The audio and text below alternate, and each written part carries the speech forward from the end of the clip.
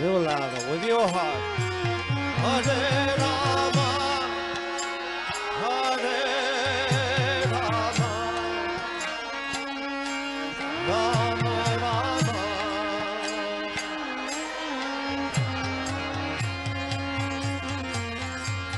Hare Krishna, Hare Krishna, Krishna Krishna, Hare Hare. Okay, so maybe you can start with introducing yourself. हरे कृष्णा। मैं घनश्याम दास गुजरात के जसदण जो राजकोट के पास है वहाँ पर रह कर के 150 जितनी गौ माताओं की गौशाला में सेवा करता हूँ और साथ साथ गाय के जो पंचगव्य है दूध, दही, घी, गोमूत्र और गोबर, इससे कई सारी प्रोडक्ट बनाता हूँ जिसमें कुछ कॉस्मेटिक्स प्रोडक्ट है और कुछ प्रोडक्ट है जो मेडिसिन प्रोडक्ट है जो चिकित्सा के लिए है। और पिछले लगभग 10 वर्षों से गत 10 वर्षों से मैं इस क्षेत्र में काम कर रहा हूँ और जसदन में मुझे 5 साल हुए। और जो मेरा विषय है पंचगव्य, इसकी प्रेरणा मुझे ऐसी भक्तिवेदांत स्वामी प्रभुपाद जो इस्कॉन के संस्थापक आचार्य है उनके द्वारा मुझे मिली, क्योंकि मेरा जन्म जो है वो गुजरात के कच्छ प्रांत में हुआ है। बचपन से मैं अहीर परिवार से हूँ, तो मेरे जन्म के वक्त मेरे आंगन में कई गाय थी और मैं उसी गायों के साथ पला बढ़ा। किंतु भौतिकवाद की ये अंधी भागदौड़ में मुझे वो गैया उस समय नज़र नहीं आई, ना उनका महत्व पता था। तो मैं भी औरों की तरह कुछ पढ़ करके मुंबई जाना चाहता था, बहुत पैसा कमाना चाहता था और बस मेरे को काफ़ी सारे सपने थे और वो सपने मुझे मुंबई ले गए। मैं करीब 8 साल तक मुंबई में नौकरी की। मगर जब मुंबई में गया, मुंबई में मैं रहा, तो मुझे पता नहीं भगवान की कृपा से या कहो या कुछ मेरा पूर्व जन्म के कुछ कारण है क्या था, मुझे वहाँ की प्रकृति भाई नहीं, वहाँ सेट नहीं हुआ, मुझे जमा नहीं वहाँ पर। तो मुझे जो है देखा कि वैसे भाग रहे दौड़ रहे हैं, सुबह उठते हैं रात तक काम करते हैं गधे की तरह, सोना फिर काम करना, और उसमें कुछ है ही नहीं। तो मुझे जो मेरे अंदर जो है आध्यात्म की खोज थी, कुछ आध्यात्म होना चाहिए, कुछ विशेष होना चाहिए। मनुष्य जीवन का लक्ष्य क्या है, क्यों मुझे जीवन मिला है और मैं कौन हूँ, कहाँ से आया हूँ, मृत्यु के बाद कहाँ जाऊँगा, सारे प्रश्न मुझे मेरे इर्द गिर्द घूमते थे। तो इसके बाद मैं श्रील भक्ति वेदांत स्वामी प्रभुपाद जी के ग्रंथों के संपर्क में आया। मैंने कहीं से उनके भगवत गीता, उनकी जो द्वारा परिभाषित की गई भगवत गीता मैंने प्राप्त की और उसके बाद मैंने भगवत गीता पढ़ने के बाद मेरा जीवन बदल ही गया और मैंने निर्णय किया कि आजीवन जो है मैं अभी भक्ति में लगूंगा, भगवान की भक्ति करूंगा, भगवान की सेवा करूंगा। क्योंकि मैंने कई जन्म लिए हैं और कई जन्मों में मैंने कई प्रकार के भोग किए हैं, अपना जीवन जिया है। तो उसी को लेकर के मैं 1999 में मैं संपर्क में आया और 2002 में मैंने अपना घर बार छोड़ करके परिवार से दूर होकर के भक्ति मार्ग में जाने का मैंने निर्णय लिया। तब मैं द्वारका में गया और वहाँ मैं परम पूज्य महाविष्णु गोस्वामी महाराज जो हमारे परम गुरुदेव है उनके संपर्क में आया और उनके संपर्क में आने के बाद मेरा काफ़ी उत्साह बढ़ा और उसी तरह मैं द्वारका में आजीवन इस्कॉन का मेंबर के रूप में मैंने, जिसको हम इंग्लिश में कहते हैं, फुल टाइम ज्वाइन किया। तो उसके बाद मुझे महाराज ने तुरंत ही वहाँ से बुला करके राजकोट में लाया गया मुझे, और राजकोट मंदिर में मेरी शुरू के दिन थे राजकोट मंदिर में मेरी सेवा थी। मगर वहाँ भी मुझे जो है काफ़ी मेरी सेवा गाय से रिलेटेड सेवा मेरे भाग्य में आई और मैं गाय चराने जाता था कभी कभी हरियाली के टाइम पे पहाड़ों में सामने। तो वहाँ से मेरे जो है भक्ति के साथ साथ गाय के बारे में मेरा विचार जो है मेरे अंदर अंकुरित होने लगे। कोई काफ़ी जिज्ञासा होती थी, क्योंकि बचपन में तो मेरी जो बुद्धि थी इतनी परिपक्व थी नहीं कि मैं गाय के बारे में कुछ सोचूं। तो इसके बाद फिर समय अंतर में वहाँ सेवा करता रहा। मुझे वृंदावन जाना पड़ा कुछ पढ़ाई के लिए, जैसे हमारे वहाँ Vrindavan institute of higher education करके हमारा एक इंस्टीट्यूट है वृंदावन में, जहाँ भक्ति शास्त्री आदि की पढ़ाई कराई जाती है। तो मैं वो पढ़ाई करने के लिए वृंदावन गया, और वो पढ़ाई जहाँ मैं कर रहा था वो गौशाला में था। वो इंस्टीट्यूट जो बिल्डिंग बना हुआ है वो गौशाला में है। तो वहाँ रह कर के मैं गायों को देखता था, और जो लोग वहाँ कुछ दवाइयाँ बना रहे हैं, कुछ चीज़ें कर रहे हैं, तो ये काफ़ी सारा मेरे लिए एक नई चीज़ें थी कि भाई मैं गांव में रहा हूँ, सब कुछ देखा, मगर ये गाय के गोमूत्र से कुछ चीज़ बन सकती है, गोबर से कुछ चीज़ें बन सकती है, और इसका मार्केट हो सकता है। तो वो मेरे को हमेशा मेरे साथ आसपास में प्रश्न, मगर वहाँ मैं फिर गौशाला में रह गया और वहीं मेरा रहना हुआ। मैंने सेवा भी ली, गौशाला में सेवा करता था, मगर फिर भी मैं भक्ति में लगा हुआ था, और मेरा मिशन था कि प्रभुपाद जी के जो उपदेश है उनको प्रचार करना। किंतु एक बार की बात है कि मैं कुछ साधुओं के साथ, कुछ भक्तों के साथ, जो वृंदावन के यमुना के उस पार में भांडीर वन करके एक वन है, भगवान के टोटल 12 वन है वृंदावन में, ब्रज में 12 वन है, 12 वन में से एक भांडीर वन है। तो भांडीर वन में क्या होता है कि सोमवती अमावस्या के दिवस वहाँ पर कुएं में दूध जैसा पानी आता है, तो उसको दूध कहते हैं ब्रजवासी, और काफ़ी श्रद्धा से ब्रजवासी लोग वहाँ आते हैं, उनकी पूजन करते हैं, आचमन करते हैं। तो हम भी गए दर्शन करने के लिए, हमारे इच्छुक थे। तो उस समय जब हम जा रहे थे, चल करके यमुना पार करना पड़ता है, यमुना पार करके चल करके आगे जाना होता है। तो उस समय मेरे कई अलग अलग संप्रदाय के वहाँ साधु थे, हम लोग आपस में चर्चा कर रहे थे कि भैया गाय कैसे बचाई जाए, क्योंकि रोज की भारत देश में कह रहे थे कि 70,000 गाय जो है काटी जा रही है, तो अगर इन गायों को बचाना तो कैसे बचा सकते हैं। तो फिर उन्होंने कहा कि हमारे भारत में हम लोग जितनी गाय हैं, करीब करीब बोलते हैं कि देसी गाय 8 करोड़ की संख्या में है, उतने तो हम साधु भी है। पूरे भारत में 8 करोड़ करीब साधु है। अगर एक एक साधु एक एक गाय की सेवा करेगा तो गाय कटने का जो सवाल है वो खत्म हो जाएगा। तो वो जो है मेरे मन में एक क्या कहेंगे, बहुत गहरा घात हुआ। मुझे लगा नहीं यार, हम भक्ति भी कर रहे हैं, सब कुछ कर रहे हैं, मगर ये बहुत महत्वपूर्ण है कि हम गाय की सेवा करें। तो उस दिन से मैंने व्रत लिया उसी रास्ते में वहाँ से कि मैं भक्ति के साथ साथ जीवन भर गौ माता की सेवा करूँगा, क्योंकि हमें सिखाया जाता है वैष्णव संप्रदाय में भी कि हमें गोलोक जाना है। जाना कहाँ है? गोलोक। गोलोक में क्या है? गायों का लोक है, वहाँ गाय और कृष्ण है। यदि हमको गोलोक में जाना है तो यहाँ तो उसकी ट्रेनिंग तो लेनी पड़ेगी ना, प्रशिक्षण तो लेना पड़ेगा, गोलोक में कैसे रहना है, वहाँ क्या करना है, क्योंकि गायें ही चरानी वहाँ भी। मैं सोचा अब यह जीवन जो है गायों के साथ, भक्ति के साथ साथ गायों के साथ काटूंगा। तो उसी तरह मैंने फिर इसी तरह जो मैं गाय की सेवा में ज़्यादा रस लेने लगा, उसके बारे में पढ़ने लगा, समझने लगा, काफ़ी सारे लोगों के प्रवचन सुनने लगा। तो दिन प्रतिदिन मेरी गाय के प्रति रुचि बढ़ती गई। और वैसे ही समय आया कि मेरे गुरु महाराज जी ने, मेरी उनसे बात हुई, तो मेरी इच्छा हुई कि मैं बस जो है अभी कुछ खुद का करूं, कुछ गाय गौशाला मेरी अपनी हो। तो जैसे हमें बताया गया मंदिर में कि भाई जो ब्रह्मचारी होते हैं, जो ब्रह्मचारी जीवन जीते हैं, उनके लिए उनको कोई संपत्ति नहीं होती, कोई प्रॉपर्टी नहीं होती उनकी। तो हमने कहा कि अगर आप तो फिर आप गृहस्थ बनना पड़ेगा।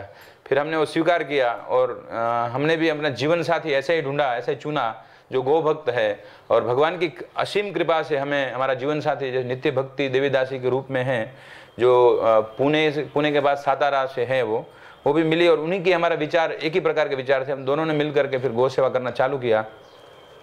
और कुछ भक्तों की सेवा के द्वारा मैं सौराष्ट्र में, यहाँ जो गिर गाय का जो एरिया है, जो गाय जहाँ गिर गाय का हब है, उस एरिया में मैं आया। और गायों के ढूंढते ढूंढते में यहाँ के जो राजा थे, जो जसदन स्टेट था 1947 पहले जब भारत आज़ाद हुआ, उससे पहले अलग अलग स्टेट थे, उसमें जसदन भी एक राज्य था। उस राज्य के जो राजा थे उनका नाम था आला खाचर, और उनके परपौत्र उनका नाम है सत्यजीत कुमार खाचर। तो सत्यजीत कुमार खाचर जो है उनको मैं मिला, क्योंकि वो जो है अपना करीब करीब 200 साल से, जब से उनका राज्य है तब से वो गिर गाय को संभाल के रखे हैं। एक समय ऐसा आया था, हम कह सकते हैं कि 80-90 के टाइम में, और कहेंगे 2000 तक गुजरात सौराष्ट्र में भी गिर गाय प्रायः लुप्त हो गई थी।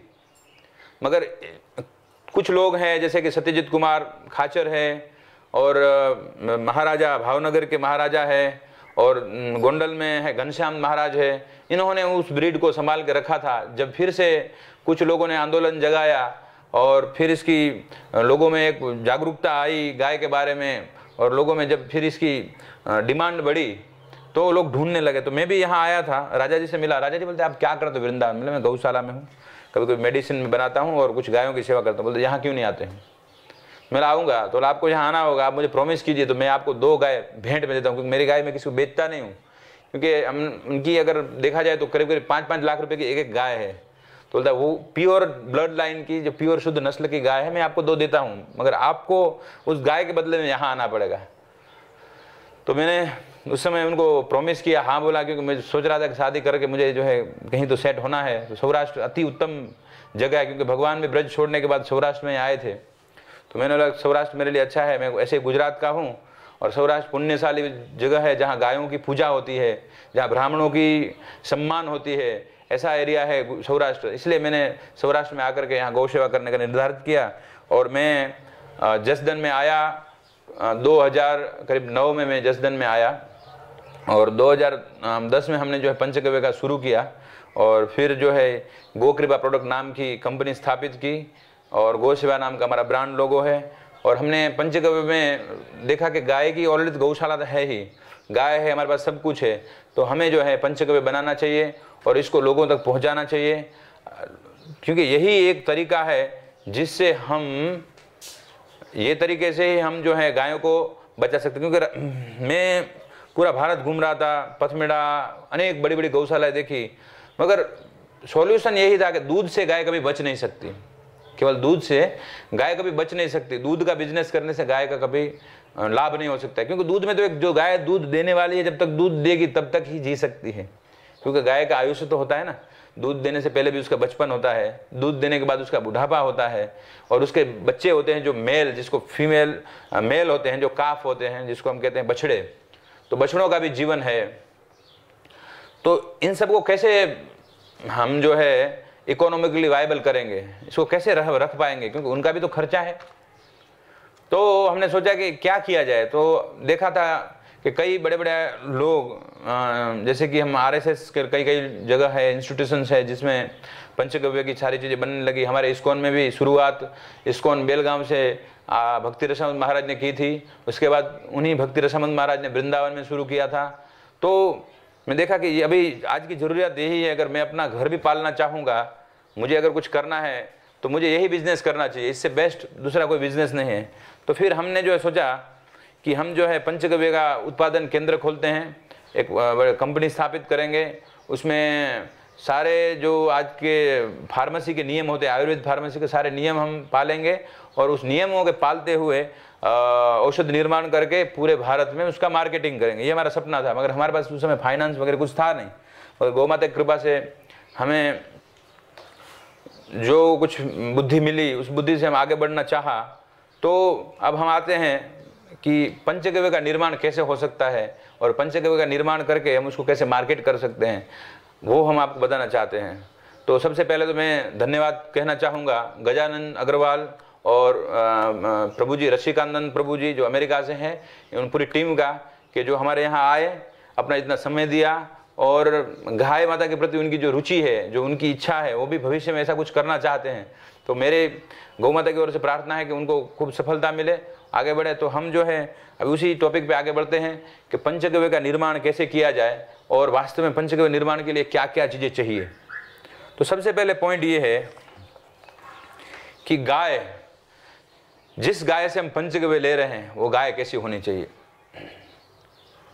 क्योंकि आज हम देखते हैं कि शहरों में हर जगह गौशालाएं हैं, लोग चाहते हैं कि उन गौशालाओं से जो गाय है सबका पंचगव्य बने, लोगों को मिले, लेकिन ऐसा नहीं हो सकता है।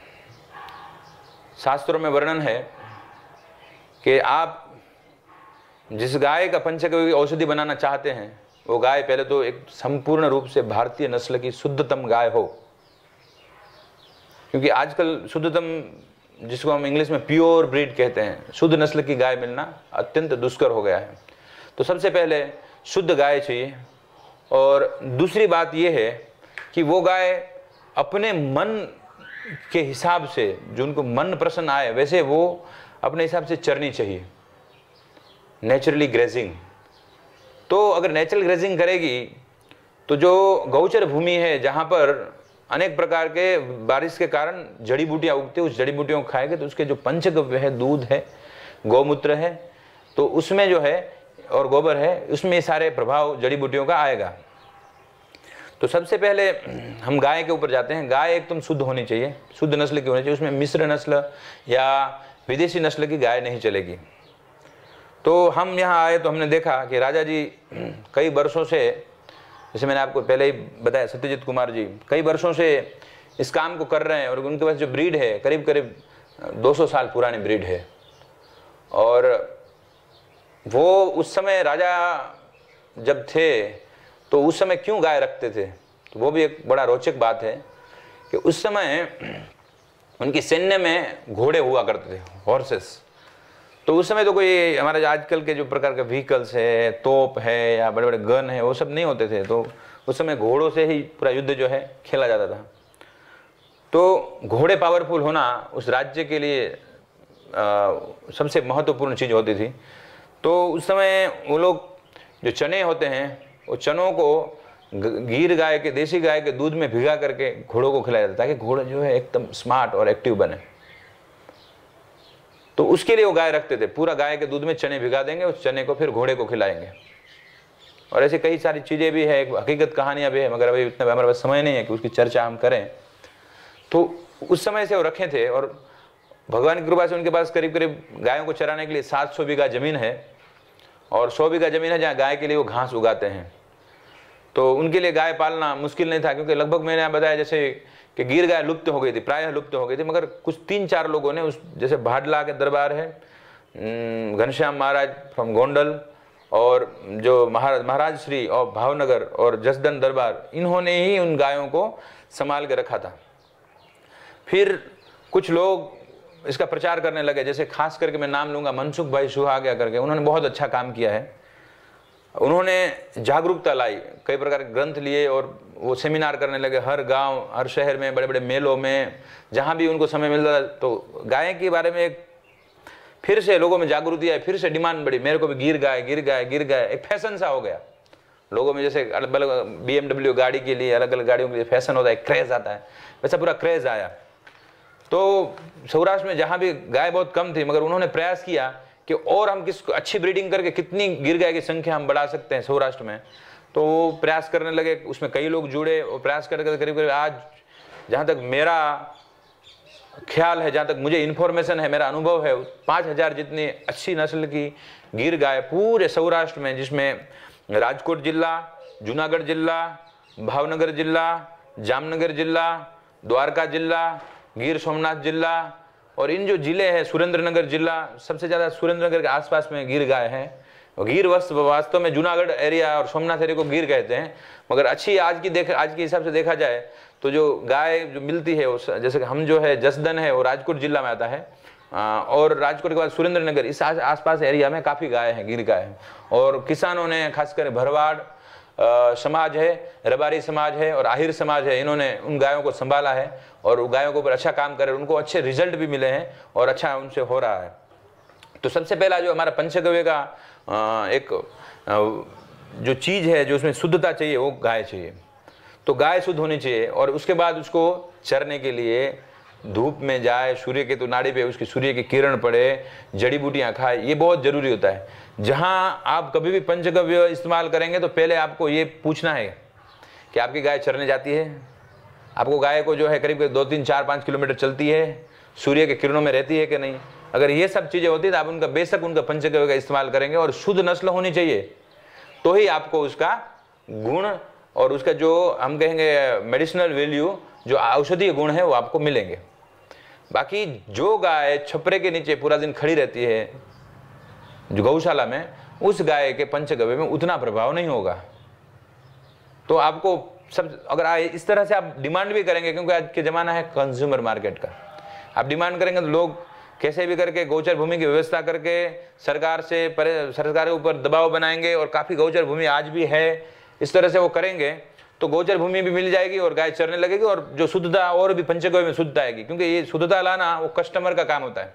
कस्टमर जितना प्रेशर करेगा तो जो उपभोक्ता जितना प्रेशर करेगा तो जो बनाने वाला है, जो मैन्युफैक्चरर है, उसको वो चीज़ करनी ही पड़ेगी। तो सब आपको कहीं भी अगर आप किसी से भी प्रोडक्ट खरीदते हैं तो ये 4-5 सवाल जो है नॉर्मल है आपको पूछना है। यदि आप बनाते भी है, भविष्य में आपकी इच्छा है कि भाई हम पंचगव्य बनाना है, तो यही आपको याद रखना है कि ब्रीड शुद्ध होनी चाहिए, गाय रोज चरने जानी चाहिए, जड़ी बूटियां वाला जो एरिया होना चाहिए, केवल यूरिया डीएपी वाला उसको खाद खिलाने से भी उतना आपको प्रभाव नहीं मिलेगा। तो ये सब कॉमन चीज़ें हैं। उसके बाद हम आगे जाते हैं कि पंचगव्य किस तरह का होना चाहिए और कब लेना चाहिए और कैसे बनाना चाहिए। देखिए, जहाँ तक गौमूत्र की हम शुरू करते हैं, गौमूत्र से, गौमूत्र की बात है, तो गौमूत्र प्रायः कहा जाता है कि सुबह के समय लेना है, रात के समय लेना है। रात को 11 बजे से शुरू होता है, करीब करीब 12 बजे तक, और फिर 3 बजे से शुरू होकर के सुबह 6 बजे तक का जो गौमूत्र है वो कलेक्ट करना है, उसको इकट्ठा करना है। और उसी गौमूत्र से आप जो पंचगव्य निर्माण में उसको आप उपयोग में ला सकते हैं। किंतु उसमें एक ख्याल रखना है कि हम जब गौमूत्र गाय से लेते हैं तो गाय को किसी प्रकार का कष्ट नहीं होना चाहिए। हमने देखा है कई जगह कुछ लोग गौमूत्र प्राप्त करने के लिए गाय को खड़ा करते हैं और उसको नीचे का जो भाग होता है, पीछे का भाग, उसको घिसने लगते हैं, तो उसके सेंसेशंस के कारण गाय जो है अपना मूत्र जो है पास कर देती है और कई प्रकार के तरीके अपनाते थे। मगर ये खास ख्याल रखना है, क्योंकि गाय अगर प्रेम से, अपने व्हील से, ऑन व्हील, अगर उनकी इच्छा से अगर वो गौमूत्र देगी तो उसमें औषधीय गुण होगा और उसके साथ साथ उसकी खुशी भी होगी, तो उससे आपको लाभ होगा। यदि आप उसको जबरदस्ती लेते हैं, किसी भी चीज़ को आप जबरदस्ती लेते हैं, वो जहर है और प्रेम से दिया हुआ अमृत है। तो गाय के गौमूत्र जो कलेक्शन पार्ट जो है उसमें आपको खास ख्याल रखना है कि कलेक्शन पार्ट में आपको लेबर, जो आपके लेबर है वो एक भावना वाले होने चाहिए कि गाय के प्रति उनका प्रेम होना चाहिए। रूड लोग कभी नहीं होने चाहिए। या तो आपको उसमें पूरा देखना पड़ेगा कि आपके लेबर कैसे हैं, रूड भी है तो नहीं करते, उसके लिए गाय को पीटते नहीं है, गाय को परेशान करके टॉर्चर करके तो गौमूत्र नहीं ले रहे, क्योंकि वो गौमूत्र जो है उससे औषधीय गुण नहीं आएगा। ये खास पॉइंट है जो हमें नोट करना पड़ेगा। और अपने जब आप या तो पंचगव्य इस्तेमाल करते हैं या पंचगव्य मैन्युफैक्चरिंग करते हैं, इस चीज़ को आपको ख्याल में रखना पड़ेगा। तो सारा जब गौमूत्र आप कलेक्ट करते हैं, सुबह का जो आपने गौमूत्र कलेक्ट कर लिया, सारे गौमूत्र को फूड ग्रेड के बर्तन में रखना है। उसमें फूड ग्रेड में ये भी आपको चलेगा, प्लास्टिक आता है, फूड ग्रेड प्लास्टिक भी चलेगा, स्टील भी चलेगा और लोहे की चीज़ें भी चलेगी। लोहा में थोड़ा गल जाता है तो थोड़ा लोह बढ़ जाता है उसमें और कलर उसका बदल जाता है। तो प्राय प्रयास करें कि या तो फूड ग्रेड स्टेनलेस स्टील में उस बर्तन में गौमूत्र को इकट्ठा किया जाए। उसके बाद करना है क्या कि उस गौमूत्र को जितना हो सके उतना जल्दी, जो सुबह में 6 बजे के आसपास 8 बजे तक 2 घंटे के अंदर उसको उबाल करके सबसे पहले उसमें से एमोनिया दूर करना है। क्योंकि यदि जो गौमूत्र में एमोनिया रह गया तो वो गौमूत्र किडनी को नुकसान कर सकता है। तो आपको ये खास ख्याल रखना है कि जो गौशाला से आप उत्पादन ले रहे हैं, जिस कंपनी से आप उत्पादन गौ पंचगव्य उत्पादन ले रहे हैं, वो क्या एमोनिया उसमें से निकालते हैं, आपको पूछना है। तो एमोनिया निकालना चाहिए। एमोनिया मतलब क्या होता है, वो झाग के फॉर्म में निकल जाते हैं, पूरा दूर हो जाता है, रिड्यूस। उसके बाद जो है, जो संयंत्र है, यंत्र है जिसमें से अर्क निकाला जाता है, उस यंत्र में पूरे गौमूत्र को डाल देना है। और फिर यंत्र को जो हम लोग निश्चिदंती जो हिंदी में कहते हैं और इंग्लिश में उसको डिस्टिलेशन प्लांट कहते हैं, जो जिसमें डिस्टिलेस होता है, तो उसमें से जो एमोनिया निकाल करके जो गौमूत्र को डाला गया, उस गौमूत्र को आप उबालोगे तो कुछ घंटे तो पहले शुरू में लगेंगे उसको गर्म होने में। जब गर्म हो जाएगा तो दूसरी ओर जब पानी के ठंडे जो बाजू में जो नलिका होगी उसको छू करके जाएगा तो दूसरी ओर जो है वो गौमूत्र इकट्ठा होना शुरू हो जाएगा। मगर अब आप पूछोगे रेशियो क्या होना चाहिए, कितने गौमूत्र में से कितना अर्क लेना चाहिए, तो आप 50% ले सकते हैं। आप जितना गौमूत्र अर्क बिठा रहे हैं उसमें से 50% आप अर्क ले सकते हैं। 50% जो क्षार बचेगा उस क्षार में से आपको घनवटी बनानी। तो जो अर्क आप ले लिए, अब जो अर्क आपने लिया है उस अर्क को आप क्या करेंगे, तो उसको पहले चीनी माटी के बर्तन में, चीनी मतलब चीनी मिट्टी के बर्तन आते हैं जिसमें हम आचार वगैरह रखते हैं, जो बरनी आती है, तो उसमें पहले रखना है। करीब करीब 2 दिन आप उसमें रखना है। उसके बाद जो आपको बोतल में भरना है, क्योंकि न्यूट्रलाइज हो जाएगा। उसमें क्या होता है कि शुरू में जो अर्क आता है बहुत पावरफुल होता है, बहुत अगर आप ले लोगे ऐसे ही तो आपका जो ये बहुत जलन होगा, यहाँ पर मुंह आ जाएगा, मुंह में छाले पड़ जाएंगे। और बाद का होता है थोड़ा लाइट होता है। तो दोनों को एक करके उसको जो न्यूट्रल्स जब तक वो ना हो जाए, जब तक एक सरखा ना हो जाए, तब तक आपको इंतजार करना है। अब हो गया उसका दूसरा पार्ट जो नीचे बच गया है, जो गौमूत्र अर्क हमने निकाल लिया, उसके बाद जो बच गया है उसको बोलते हैं हम लोग क्षार कहते हैं, गौमूत्र क्षार। उस गौमूत्र सार में से हम और एक चीज बना सकते हैं जिसको कहते हैं घनवटी, गौमूत्र घनवटी, मतलब उसमें से टैबलेट बनाना है। तो उसको टैबलेट बनाने के लिए क्या करेंगे हम, उस घन सार को लेकर के एक बड़ी सी कढ़ाई में हम डालेंगे, जो लोहा की होनी चाहिए कढ़ाई, लोहा कढ़ाई में डाल करके संभव हो उतना गाय के, आपने देखा हमारे यहाँ हम लोग क्या करते हैं, गाय के कंडे लेते हैं, गोबर के उपले पे, क्योंकि उसका जो है अग्नि बहुत अच्छी होती है। और होता क्या है कि अगर दूसरे हम अगर लकड़ी यूज़ करते हैं तो उसमें पॉइजनस स्मोक होता है, तो वो भी जो है दवाई के ऊपर असर करता है। तो जहाँ तक हो सबसे बेस्ट है गाय की उपले, तो गाय के उपले लेकर के उससे बनाने का पूरा प्रयास करना है हमें। उसमें आपको करना क्या है, कढ़ाई में जब आप गौमूत्र डाल दिए तो शुरू में तो आपको कुछ नहीं करना है, छोड़ देना है। अग्नि आँच जो है बहुत ज़्यादा तेज नहीं होनी चाहिए, क्योंकि उसमें जो है मेडिसिनल वैल्यू जल जाते हैं। तो धीमी आंच पर आपको उसको उबालना है। वो करीब करीब आप पूरे उसका कढ़ाई भर देंगे। जैसा कि मैं आपको एक उदाहरण देता हूँ, अगर आपकी कढ़ाई 40 लीटर की कढ़ाई है, 40 लीटर की कढ़ाई में आपने गौमूत्र डाल दिया, उसमें आप 20 लीटर ही डाल पाएंगे क्योंकि उबलता है ना, तो 20 लीटर डाल पाएंगे। तो 20 लीटर जो आप डालेंगे तो उसको करीब करीब पहले 4-5 घंटे तो आप ऐसे छोड़ दीजिए, 5-6 घंटे चले जाएंगे।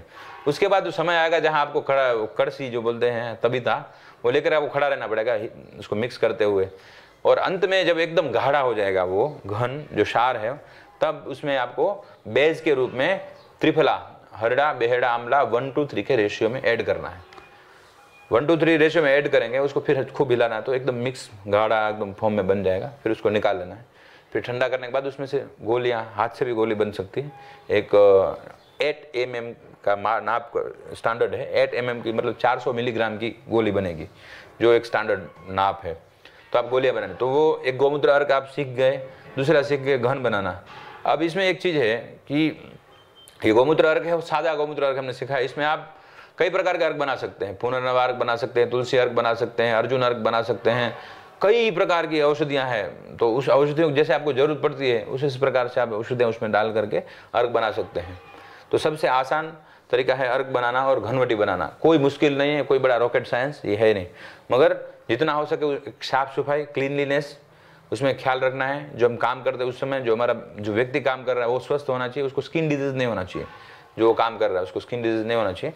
और जितनी हो सके उतनी शुद्धता मेंटेन करके उसको आगे बढ़ाना है, चीज़ें बनानी है। और घनवटी जब बन जाती है तो उसको उसमें एक सबसे बड़ी समस्या ये होती है कि नॉर्मली क्या होता है कि दूसरी जब हम टैबलेट बनाते हैं आयुर्वेद में, जो भी अलग अलग टैबलेट्स है, तो वो तुरंत सूख जाती है, आप धूप में रखेंगे, मगर घनवटी सूखेगी नहीं। ये जो घनवटी बनाने वाले वो थक जाते हैं, सबसे बड़ी समस्या उनके सामने ये आती है। घनवटी को अगर आप धूप में रखेंगे तो पिघल जाएगी, वो वटी रहेगी नहीं, तो आप बूंद बूंद बूंद बूंद बूंद बूंद हो जाएगी। धूप में आप सुखा नहीं सकते हैं, तो आप क्या करेंगे? मेरा आपको प्रश्न है, क्या करेंगे आप? पता नहीं। तो आपको उसको क्या करना है, राख, जो गाय के आपके कंडे जो है, गाय के उपले जो जला है उसकी जो राख है, उसमें आपको उस घनवटी को डाल देना है। करीब करीब 15 दिन रखना है, क्योंकि राख का अपना स्वभाव है कि वो भेज को, जो मॉइस्चराइज है, उसको खींच लेती है। तो जो घनवटी के अंदर जो पानी, जो वाटर कंटेंट होगा, जो वटी के अंदर, टेबलेट के अंदर, वो वाटर कंटेंट वो खींच लेगा और एकदम टाइट बन जाएगी। मगर फिर उसको जो है और उसमें त्रिफला ऐड करना है, और त्रिफला ऐड करके, क्योंकि वो एक दूसरे चिपक जाते हैं, तो त्रिफला ऐड करके उसको एयर टाइट कंटेनर में पैक करना है। तो फिर वो जब तक कंज्यूमर के पास पहुंचेगी, वो खाएगा, तब तक उसको कुछ नहीं होगा। अगर आपने इस चीज़ को फॉलो नहीं किया तो आप घनवटी कभी नहीं बेच पाएंगे, क्योंकि उसके पास जाएगा ना बेचारा, निकालने का चाटेगा घनवटी को, क्योंकि वो जो है लिक्विड हो जाएगा। तो ये बहुत बड़ी समस्या रहती है, तो आपको इसको ख्याल रखना है। गौमूत्र अर्घ भरते समय भी पूरी शुद्धता बरतनी है कि कपड़े से छान करके कोई भी कचरा उसमें जाए नहीं, और शुद्धता रूप से अंदर जाए। तो ये पंचगव्य की 2 प्रोडक्ट हमने सीख लिया, घनवटी और गौमूत्र अर्घ। अब हम आगे बढ़ते हैं, सादा गौमूत्र बेचना है हमें, क्योंकि कई लोग गंगा जल प्राप्त नहीं कर पाते हैं, और तो अपनी पूजा में भी गौमूत्र का उपयोग करते हैं। और खास करके जो वैष्णव लोग हैं, जो ठाकुर जी की सेवा में है, तो ठाकुर जी की जब भी अभिषेक करते हैं तो उसमें दूध भी चाहिए, गोबर भी चाहिए, गौमूत्र भी चाहिए। ये 3 गव्य लगते हैं जो मेन गव्य है, और दही भी चाहिए और घी भी चाहिए। तो पांचों पांच गव्य लगते हैं। 3 जो है मूल गव्य लगते हैं और 2 उपगव्य लगते हैं। तो भगवान की सेवा करने में पंचगव्य की जरूरत पड़ती है जब भी इनका अभिषेक करना है। तो इसलिए हमें बिना गाय के भगवान की अर्चा विग्रह सेवा भी नहीं कर सकते हैं। और उसके तदुपरांत हमको उसमें मधु चाहिए और शक्कर चाहिए।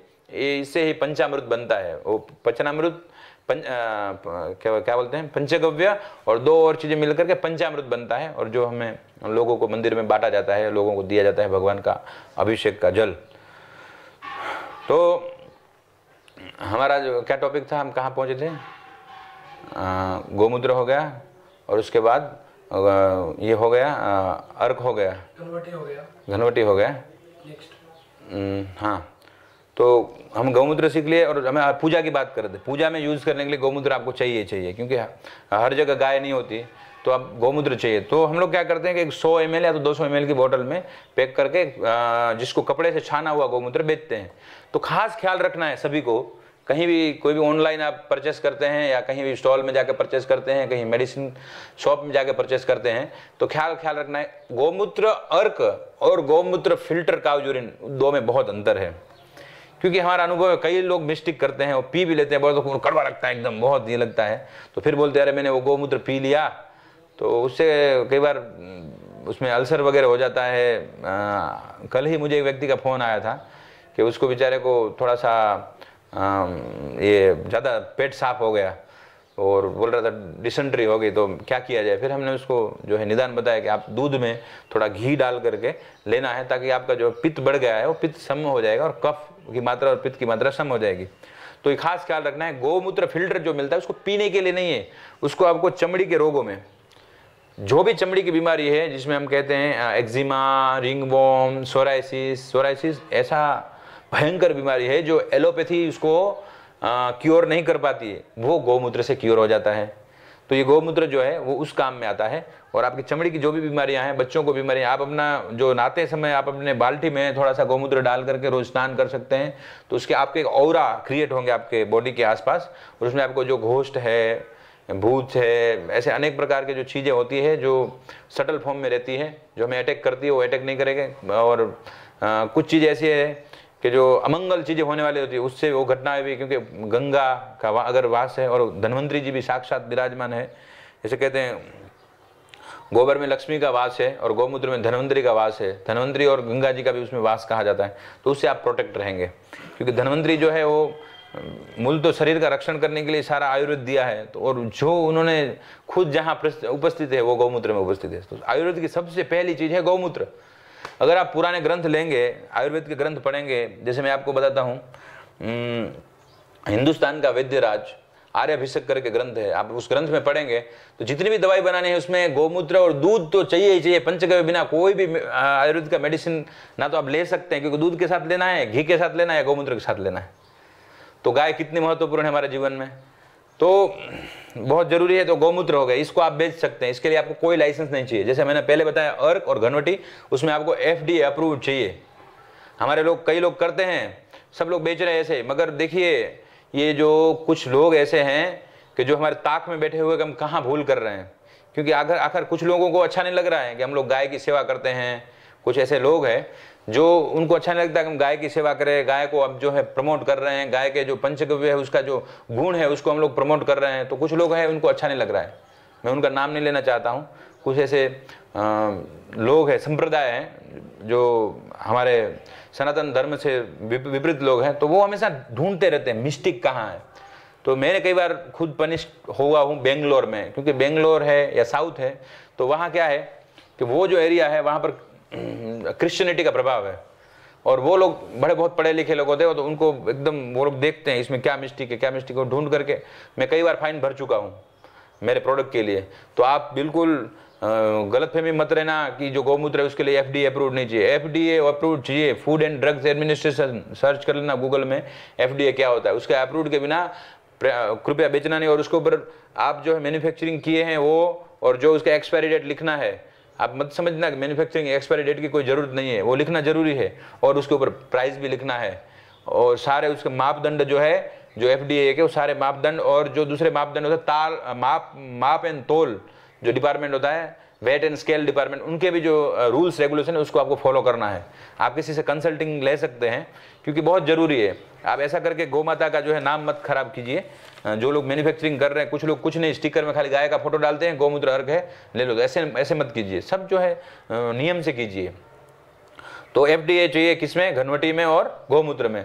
तो अर्क में, गौमूत्र में आपको नहीं चाहिए, गौमूत्र क्योंकि पीने की अंदर जाने वाली चीज़ नहीं है, इसलिए नहीं चाहिए। अब हम आगे बढ़ते हैं, गौमूत्र में से और क्या क्या बन सकता है। तो गौमूत्र में से कई चीज़ें बन सकती है, और जैसे कि आप फिनाइल बना सकते हैं गौमूत्र अर्क से। तो फिनाइल कैसे बना सकते हैं, जैसे कि आजकल आप पढ़ रहे हैं टीवी में और न्यूज़पेपर के माध्यम से आप पढ़ रहे हैं कि गोनाइल जो मेनका गांधी प्रेरित कर रही है, कि जो हमारे सेंट्रल गवर्नमेंट की मंत्री है, वो चाहती है कि जितने भी सरकारी ऑफिस है उसमें गोनाइल से सफाई हो। तो गोनाइल में क्या होता है कि गौमूत्र होता है, नीम होता है और पाइन ऑयल होता है, उससे गोनाइल बनता है। तो गोनाइल से बहुत सिद्ध हुआ है, मतलब लेबोरेटरीली साइंटिफिकली सिद्ध हुआ है कि जो एंटीबैक्टीरियल है, बहुत अच्छी क्षमता है। एक तो सफाई करने के लिए उसकी क्षमता अच्छी है और चकचकाट करने के लिए, और दूसरी उसकी क्षमता है कि जो एंटीबैक्टीरियल प्रभाव उसका अच्छा है। तो आप वो भी बना सकते हैं। उसका अभी फॉर्मूला मुझे एकदम याद तो नहीं है, किंतु उसमें 200 ml गौमूत्र अर्क, 200 ml जो है पाइन ऑयल, और गौमूत्र अर्क साथ साथ आप गौमूत्र अर्क जब निकालेंगे तो उसमें नीम डाल देना है। तो नीम वाला गौमूत्र अर्क निकालना है, नीम के साथ गौमूत्र अर्क, और उसमें 800 ml आप पानी डालेंगे, सॉरी 600 ml पानी डालेंगे, तो आपको 1 लीटर फिनाइल तैयार होगा। 600 ml पानी, 200 ml गौमूत्र अर्क, 200 ml पाइन ऑयल, तो आपका 1 लीटर पक्का फिनाइल। ये लगभग मेरा सच्चा सही है अंदाज, थोड़ा बहुत इधर उधर हो सकता है, फिर भी आप मेरे से डायरेक्ट, मैं अगर देखूंगा तो मैं आपको फिर से बताऊंगा, क्योंकि मेरे पास फॉर्मूला वो कभी साथ में नहीं है। तो ये बहुत एक अच्छा है, जरिया है प्रचार का। देखिए गौमूत्र फिनाइल की हर जगह जरूरत है, और आप आसानी से इसका बिजनेस कर सकते हैं। इसमें कोई लाइसेंस नहीं चाहिए, क्योंकि आप जितने भी आपके शहर में हॉस्पिटल्स हैं, बड़ी बड़ी संस्थाएं हैं, बड़ी बड़ी कंपनी हैं, जो लोग हिंदू है, थोड़ा भी जिनको थोड़ा भाव है गौमाता के प्रति, आप उनको कन्विंस करके उनके ऑफिस के लिए आप फिनाइल कर सकते हो। फिनाइल के लिए सबसे बड़ी स्टिकर नहीं चाहिए, बॉटल नहीं चाहिए, क्योंकि आप बड़े बड़े कैरबा में 20-20 लीटर का कैरबा भर के दे सकते हैं, वापस पे कैरबा आपको रिटर्न करेंगे, दूसरा कैरबा ले जाइए। तो सबसे आसान तरीका है, फिनाइल बनाना आसान है और फिनाइल बेचना आसान है। तो मैं तो सबसे कहूँगा कि अगर आप पंचगव्य शुरू करना चाहते तो फिनाइल शुरू कीजिए, क्योंकि बहुत आसान चीज़ है, और ज़्यादा ट्रांसपोर्ट में जा नहीं सकता, लंबा आपने बिजनेस, मगर आपके आसपास के रेडिएशन में जितना भी बड़े बड़े जिला है या सरकारी ऑफिस है, उसमें कैसे भी करके आपका कांटेक्ट बढ़ाइए, मार्केटिंग कीजिए और इसको दीजिए। तो बहुत अच्छा सफाई का मात्रा है और शुद्धता भी रहती है, क्योंकि गौमूत्र जहाँ लगेगा वहाँ दूसरी चीज़ें भी, मैंने से बुरी चीज़ें भी नहीं आएगी। तो फिनाइल आसान तरीका है। उसके बाद गौमूत्र से आप आई ड्रॉप वगैरह बना सकते हैं, मगर वो सब थोड़ी जटिल चीज़ें हैं और उसमें FDA चाहिए और थोड़ा बहुत सेंसिटिव चीज़ें हैं, तो हम उसमें नहीं जाते हैं। फिर हम गोबर पे जाते हैं। तो गोबर में से आप क्या क्या बना सकते हैं, क्योंकि गोबर में से कुछ चीज़ें बनती है, धूप बत्ती बनती है। तो धूप बत्ती बनाना आसान है, क्योंकि धूप बत्ती आप बनाओगे तो उसमें कोई लाइसेंस नहीं चाहिए और टैक्स फ्री आइटम है, और कितना भी दूर तक आप भेज सकते हैं। और धूप बत्ती इसीलिए आवश्यक भी है कि जो हम अगरबत्ती जलाते हैं, उस अगरबत्ती में बांस की स्टिक होती है। तो ऐसे अकॉर्डिंग टू सनातन धर्म हमारा शास्त्र कहते हैं कि हमें बांस को नहीं जलाना चाहिए। तो क्योंकि हम पहले मैं देखता था बचपन में, जो लोग मर जाने के बाद जो अर्थी लेके जाते ना, तो उस अर्थी लेके जाते समय जो बांस की वो अर्थी बनी होती थी, तो उसको नहीं जलाते थे, उसको निकाल लेते थे, बॉडी को जलाते थे, मगर उसको नहीं जलाते थे। और बचपन में हम कभी गलती से बांस को जलाया ना, तो बड़े हमारे जो बुजुर्ग होते थे चिल्लाते थे, बांस नहीं जलाना है, आई होगा। मगर आजकल हम देखते हैं जितनी भी अगरबत्तियाँ हैं, भगवान के सामने धड़ल्ले से जला रहे बांस, भगवान को दिखा रहे जा करके। और उसमें क्या है, DEP नाम का केमिकल है और मूंगफली का बुरदा है।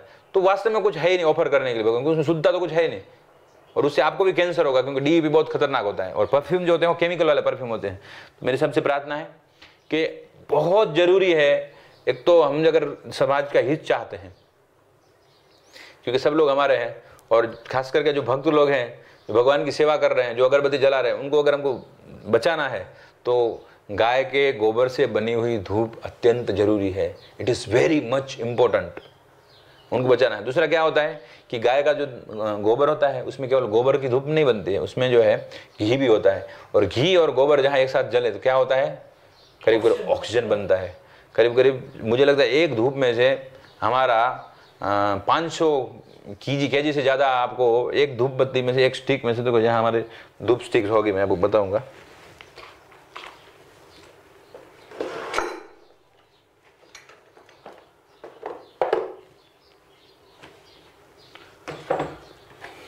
छोटी सी धूप बत्ती है, मगर इसमें करीब करीब 500 किलो जितना ऑक्सीजन होगा। आप देख सकते हैं। तो हम इसी से भगवान की सेवा करते हैं। और इसमें क्या क्या होता है, और धूप बत्ती में इसमें जड़ी बूटियाँ डालते हैं हम। इसके अंदर लोबान है, गूगल है, कपूर कचरी है, जटामासी है, नागरमोथा है, हाउबेरा है, सुगंध कोकिला है। तो ये सब जो है सुगंध के लिए औषधियाँ हैं। और हम हवन सामग्री भी डालते हैं ताकि हवन भी हो जाए।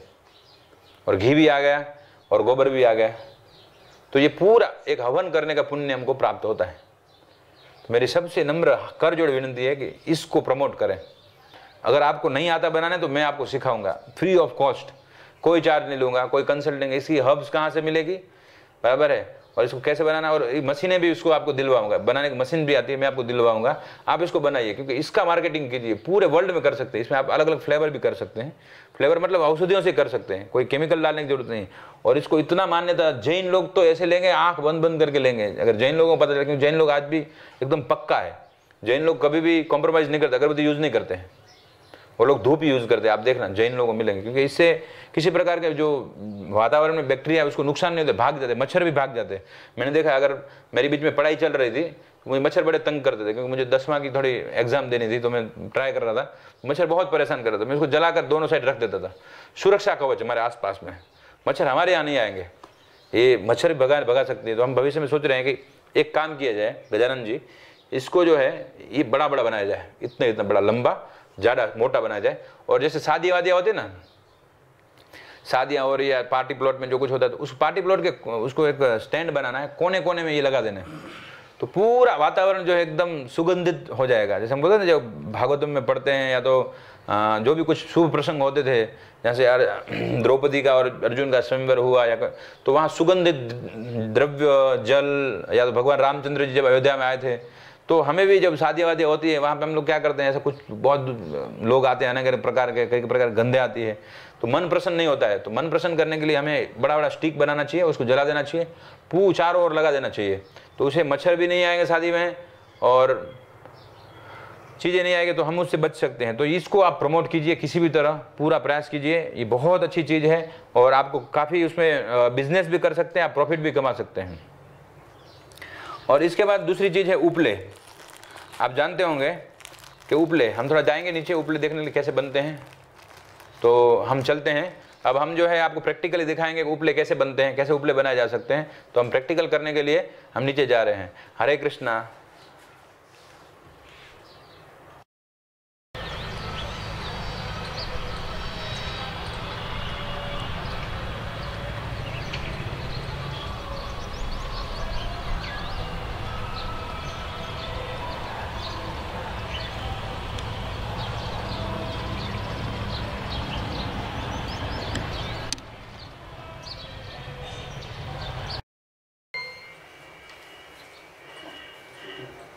चलो खंडे सीखने बनाना, तो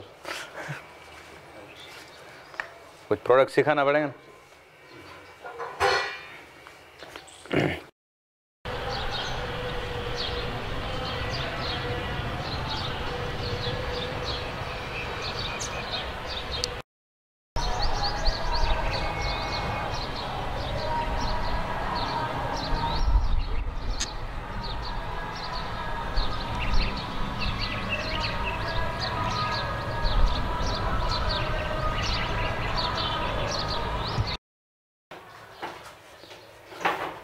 आ गया हूँ, welcome. Hare Krishna, welcome. We'll see, this is the actually receptions for the customers who come here, for them. And now we'll go to inside the display department.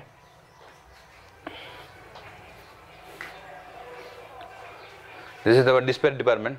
We have all the stock of the products here, and we send parcel to the different part of India. हम अलग अलग भारत के अलग अलग जगह में parcel भेजते हैं। तो बन के तैयार है, ये पार्सल बन के तैयार है वो अब जाने के लिए। तो उस तरह से जो पार्सल बन जाते हैं उनको हम यहाँ से बाहर भेजते हैं। और ये जो ऑनलाइन के पार्सल है बन रहे हैं, ये जो gomatsewa.org है, वहाँ पर जो लोग ऑर्डर करते हैं उनके लिए पार्सल है। ये सारे हमारे प्रोडक्ट है। मैं एक के बाद एक प्रोडक्ट जो है आपको इंट्रोड्यूस करते जाऊँगा। सबसे पहले जो मैं बता रहा था जैसे आपको मैं, ये गोरियल साबुन है, इसमें नीम और गौमूत्र से बनता है। इसकी कीमत जो है खुदरा कीमत, रिटेल कीमत 20 रुपया है। बहुत अच्छा साबुन है। बाज़ार में जो हम लोग यूज़ करते हैं मटन टेलो वाले, चर्बी वाले, उससे तो ये अच्छा है। और इससे आप यूज़ करने से आपका पैसा गाय में भी जाएगा, गाय को दान भी हो जाएगा। और उसके बाद जो है आपने देखा था वो जो मिट्टी का साबुन बन रहा था, वही अंगरक्षक साबुन है। अभी जो हमने देखा ना जो मिट्टी का साबुन बन रहा था, वही अंगरक्षक साबुन है। उसके बाद ये गोपी का साबुन है, हमारा सबसे ज़्यादा बिकने वाला साबुन है। ये गाय के पंचगव्य घी से बनता है। इसमें दूध, दही, घी, गौमूत्र सारी चीज़ें आ जाती है। तो ये भी बहुत एक अच्छा साबुन है। उसके बाद हमारे पास साबुन है गौ अमृत करके एक साबुन है, जो गाय के दूध और केसर से बनता है। ये है, ये गौ अमृत साबुन है जो दूध और केसर से बनता है। इसकी कीमत है, खुदरा कीमत है 50 रुपया। उससे पहले मैंने जो आपको गोपी का पंचगव्य बताया, उसकी 35 रुपया खुदरा कीमत है। देखिए आप इसमें केसर के दाने भी देख सकते हैं। हम रियल में इसमें केसर डालते हैं, लोग तो खाली बोलने के लिए बोलते हैं, मगर हम वास्तव में इसमें केसर का उपयोग करते हैं। तो ये ब्यूटी के लिए बहुत अच्छा साबुन है।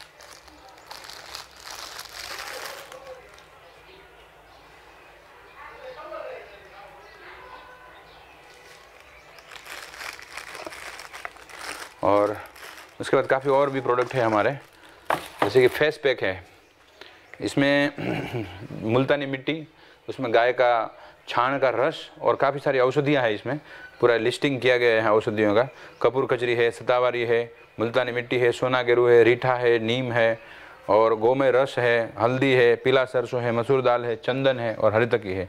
इतनी सारी औषधियों के साथ बनता है। ये फेस के लिए बहुत अच्छा होता है। इसको गाय के दूध में मिक्स करके फेस पे अप्लाई करना चाहिए।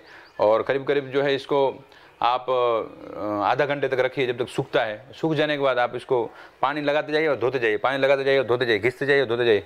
इससे फेस में आप काफ़ी सारा फ़र्क आएगा, काफ़ी सारा निखार आएगा।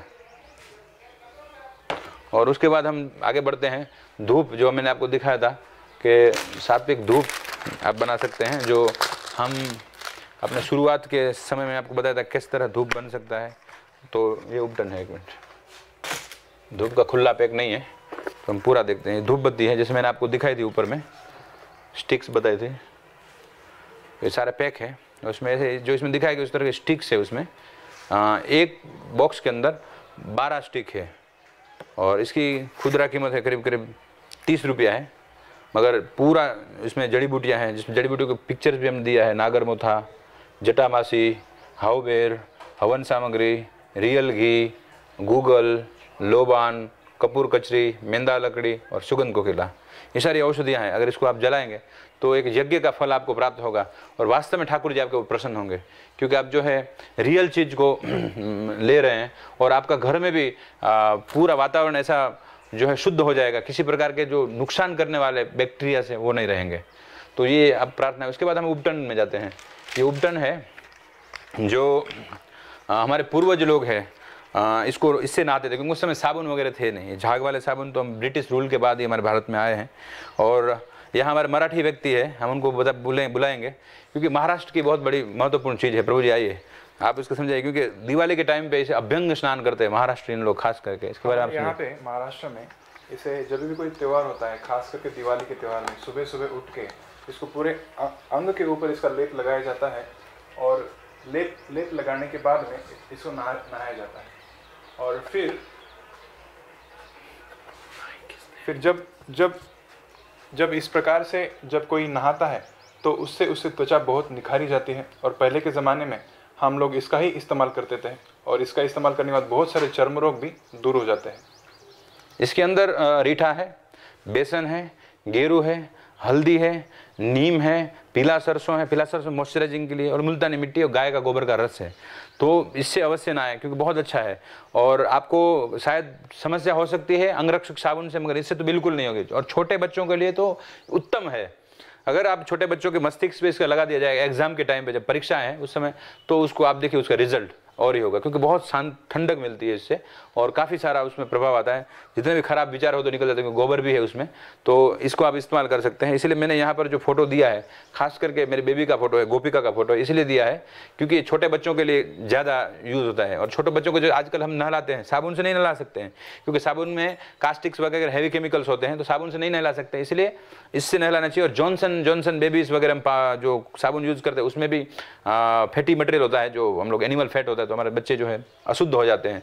तो वैष्णवों को तो खास करके जो भक्ति मार्ग में प्रगति कर रहे हैं, उनको अपने बच्चों को अगर अच्छे संस्कार देने हैं और जो भी आने वाले लोगों को अच्छे संस्कार देने हैं, तो उपटन का ही यूज़ करना चाहिए। इसको आप 6 महीना या 4 महीने का बेबी को भी आप नहला सकते हैं, इससे कोई प्रकार का हार्म्स नहीं होगा, क्योंकि इसमें कोई केमिकल नहीं है और बहुत अच्छा है। इसमें हल्दी भी है, हल्दी निखार देती है। देखो शादियों के समय हम हल्दी लगाते हैं, तो हल्दी बहुत निखार वाली चीज़ है।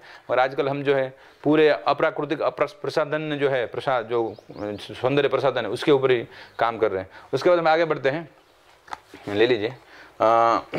ये अंगमर्दन ऑयल है, हमारे एक प्रोडक्ट है। ये थोड़ा बनाना जटिल है, करीब करीब इसको बनाने में 10 दिन लगते हैं, अंगमर्दन ऑयल को बनाने में। ये अंगमर्दन ऑयल ऐसे काम इसमें क्या क्या चीज़ें पड़ती है मैं आपको बताता हूँ। सबसे पहले 5 प्रकार के वनस्पति और गाय का गोबर का रस, ये चीज़ें इसमें है। धतूरा, उसके बाद सहजनवा, उसके बाद आक, उसके बाद नीम और आक, सहजनवा, धतूरा, नीम और अरंडा, जिसको इंग्लिश में कैस्टोर कहते हैं, उनके हिसाब के पत्ते आते हैं। तो ये सारे जो है वनस्पति हो गए। उसके बाद जो है इसमें गाय का गोबर का रस, और उसमें बाद में जिसमें हल्दी है, हरितकी है, आंवला है, बहेड़ा है, लोद्र है, आउबेर है, मंजिष्ठा है, तिल का तेल है, कपूर है, अजवाइन है, पुदीना सत्व है, और इस तरह की इतनी सारी जड़ी बूटियाँ डाली है। किसी प्रकार का मस्कुलर पेन हो, नॉर्मली हाथ में होते हैं, पैरों में, जो घुटनों में जो है वात का दर्द होता है, उसमें बहुत अच्छा रिजल्ट देता है। इसको वातनाशक तेल भी कहते हैं। हमने इसको पेन रिलीवर ऑयल और अंगमर्दनम, अंग मतलब शरीर, और मर्दनम उसके ऊपर मर्दन मालिश करने के लिए तेल है। नॉर्मली जब हम मसाज करते हैं बॉडी का, उसके लिए भी बहुत ही अच्छा और लाभ देने वाला तेल है, ये अंगमर्दन तेल है। उसके बाद हम आगे बढ़ते हैं, और एक प्रोडक्ट है, ये है गोप्यूषम। आज इसकी मार्केट में बहुत डिमांड है। दैट बोविनो, यू नो, मिल्क, जब गाय बच्चा देती है शुरू में, तो उसका 48 आवर्स का जो मिल्क होता है बहुत गाढ़ा होता है, और उसके अंदर बहुत सारा न्यूट्रिशंस होते हैं, जिसमें हम कैल्शियम बहुत होता है, और खून बनाने के लिए जो चीज़ें चाहिए और हड्डियों को मजबूत करने की जो चीज़ें बहुत सारी इसमें होती हैं। तो इसकी करीब करीब मार्केट वैल्यू आज की डेट में 120 टेबलेट की 1300 रुपीज़ है, 1300 रुपये है। काफ़ी सारी कंपनियां बनाती है, और अभी तो उसमें जर्सी में से भी बनाते, सारे कुछ भी मिल जाए, मगर इसकी बहुत डिमांड है, क्योंकि ये क्या वो सप्लीमेंट बोलते हैं, वो न्यूट्रिशन सप्लीमेंट करके यूज़ सेल होता है। तो हम इसको भी बनाते हैं, क्योंकि हमारे बछड़े जब शुरू में इतने सक्षम नहीं होते कि माँ का पूरा दूध पी ले, क्योंकि हमारी गायों करीब करीब एक समय में 10-15 लीटर दूध देती है, तो सारे, तो इसलिए हम अहिंसक है, वो हिंसक भी नहीं है। जैसे कि बड़ी डेयरीज में क्या होता है, बछड़ों को बिल्कुल दूध नहीं दिया जाता, पूरा का पूरा 48 आवर्स का दूध लेकर के वो अपना बिजनेस करने के लिए प्रोफेशनलिज्म में सारा का सारा बोविनो बेच देते हैं, मगर हम ऐसा नहीं करते। बछड़ा तृप्त हो जाए, उसके बाद जो बचता है उस बोविनो से ही इसकी कैप्सूल बने, उसमें अश्वगंधा मिश्रित है। और उसके बाद जो है एक प्रकार का मलम है, इसमें गाय का गोबर लगता है, गाय का गोबर है, मोम है, और काफ़ी सारी औषधियाँ हैं। ये किसी प्रकार का एक्जिमा हो, रिंगवर्म्स हो, स्किन की कोई भी डिजीज हो, उसके लिए बेस्ट है। इसको गौमूत्र से पहले आपको स्किन में जहाँ भी बीमारी है, पहले गौमूत्र से उस जगह को साफ करना है, जैसे हम टिंचर से साफ करते हैं, गौमूत्र से साफ करने के बाद इसको अप्लाई करना है। ये बहुत अच्छा रिजल्ट, एक्जिमा है, रिंगवर्म्स है, और जैसे कि हम लोग बोलते हैं, क्या बोलते हैं, खुजली में एक होता है खरजुआ, जिसे हिंदी में खरजुआ कहते हैं। उसमें 2 प्रकार के खरजुआ आते हैं, एक तो आता है गीला खरजुआ, जिसमें से पस निकलता रहता है, एक आता है सूखा, जिसमें केवल खुजली होती है और सफ़ेद सफ़ेद हो जाता है। तो गौमूत्र साफ करके देखो, एलोपैथी में उसकी कोई दवाई नहीं है, एक यही है गौमूत्र, और इस मलम को लो, मैं आपको गारंटी देता हूँ 1 महीने तक आप इसका इस्तेमाल करेंगे, 100% आप खरजुआ मुक्त हो जाएंगे।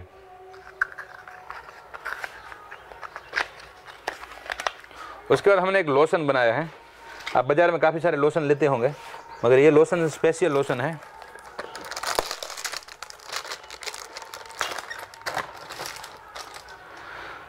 ये पंचगव्य लोशन है, क्योंकि बाज़ार में अभी तक जो लोशन मिलते हैं पंचगव्य लोशन नहीं मिलता है। और कल ही हमको एक बड़े व्यक्ति, एक डॉक्टर है, डॉक्टर DS पटेल, बेंगलोर में, बड़ा ख्यात नाम डॉक्टर, उनका फ़ोन आया था, उन्होंने खास करके हमको थैंक्स कहा। और एक डॉक्टर हैदराबाद में है, डॉक्टर पुष्पलता राठी, उनका भी फ़ोन आया था, उन्होंने खास करके इसका थैंक्स कहा। बोलते हैं हमने काफ़ी सारे लोशन यूज़ किए, बड़ी बड़ी कंपनियों के, मल्टीनेशनल कंपनियों के यूज़ किए, मगर ऐसा लोशन हमने नहीं पाया। पता नहीं आपको क्या है, जो भी प्रोडक्ट बनाते हैं हटके बनाते बोलते हैं। तो इस लोशन में हमने, आप जैसे देख रहे हैं इसके ऊपर लिखा है एलोवेरा भी है और विटामिन ई ऑलिव ऑयल है, उसके साथ साथ गाय का दूध, गाय का घी और गौमूत्र अर्क, ये सारी चीज़ यूज़ की है। अगर आप उस स्किन में लगाओगे, प्रभु कम, आप इसको स्किन में लगाएंगे तुरंत ही वो स्किन जो है उसको ऑब्जर्व कर लेती है, ले लेती है। नॉर्मली दूसरी जो प्रोडक्ट होती है तो वो उतना जल्दी स्किन में नहीं लेती, क्योंकि उसमें जो घी वगैरह नहीं होता। इसमें घी हमने डाला है, तुरंत ही जो है स्किन सॉफ्ट हो जाएगी और स्किन के अंदर चला जाएगा और उसे नेचुरल करना है। थोड़ी देर आप देखिए स्किन एकदम सॉफ्ट हो जाएगा, इधर का स्किन देखिए, इधर का स्किन, बहुत तुरंत रिजल्ट देता है। और स्मेल इज़ वेरी गुड है, स्मेल फ्रेग्रेंस भी बहुत अच्छी रखी है हमने, इसकी सुगंध भी अच्छी है। इसमें हम गाय का दूध, गाय का घी, गौमूत्र, एलोवेरा, कोको बटर और एक गोधूम ऑयल बनता है वो, इसमें हनी और वेजिटेरियन ग्लिसरीन डालते हैं। ग्लिसरीन 2 प्रकार की होती है, एक तो मटन टेलो में से बनती है और एक वेजिटेरियन बनती है। तो इसमें वेजिटेरियन ग्लिसरीन है, क्योंकि ज़्यादातर हमारे जो सनातन धर्म वाले इसको यूज़ करने वाले, हम लोग प्रयास करते हैं पूरा कि इसमें किसी प्रकार का वो ना हो। तो पूरा प्योर वेजिटेरियन है और आप इसको यूज़ कीजिए। ये केवल ठंडी की चीज़ नहीं है, मगर आप कभी भी स्नान करके नॉर्मली आप अपने स्किन में लगा सकते हैं। इसकी कीमत जो है 60 रुपये कीमत है। उसके बाद जैसे मैंने आपको बताया था पहले ऊपर कि आप गौमूत्र इस तरह से बेच सकते हैं। देखिए केवल बोतल में, कितनी सुंदर बोतल में गौमूत्र को भरा है।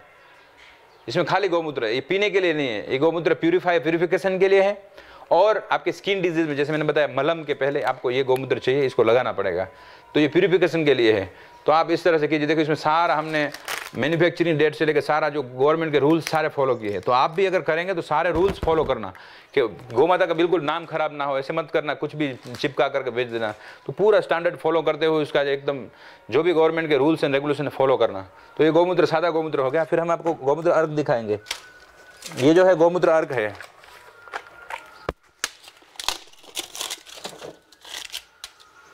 ये गौमूत्र अर्क है। तो गौमूत्र में और गौमूत्र अर्क में भेद समझे, क्योंकि डिस्टिल्ड है, डिस्टिलेशन किया हुआ है और इसको पीने के लिए आपको यूज करना है। पीना कैसे है, तो आधा ढक्कन 1 ग्लास पानी में लेकर, कोई भी गलती ना करे, डायरेक्ट इसको पिए। जैसे नॉर्मल हम बाजार में सिरप पीते हैं वैसे पीने की गलती ना करें, क्योंकि ये आपका जो स्वर पेटी है उसमें डैमेज हो सकता है। इसलिए खास मेरी निवेदन है, जो भी इस वीडियो को देखेगा अपने और मित्रों को बताएगा जब भी गौमूत्र, क्योंकि हमारा गौमूत्र बहुत स्ट्रांग होता है। इस distillation know like distilled water हम बैटरी वगैरह में यूज करते हैं, इसको डिस्टिल्ड हुआ है इसलिए बहुत पावरफुल होता है।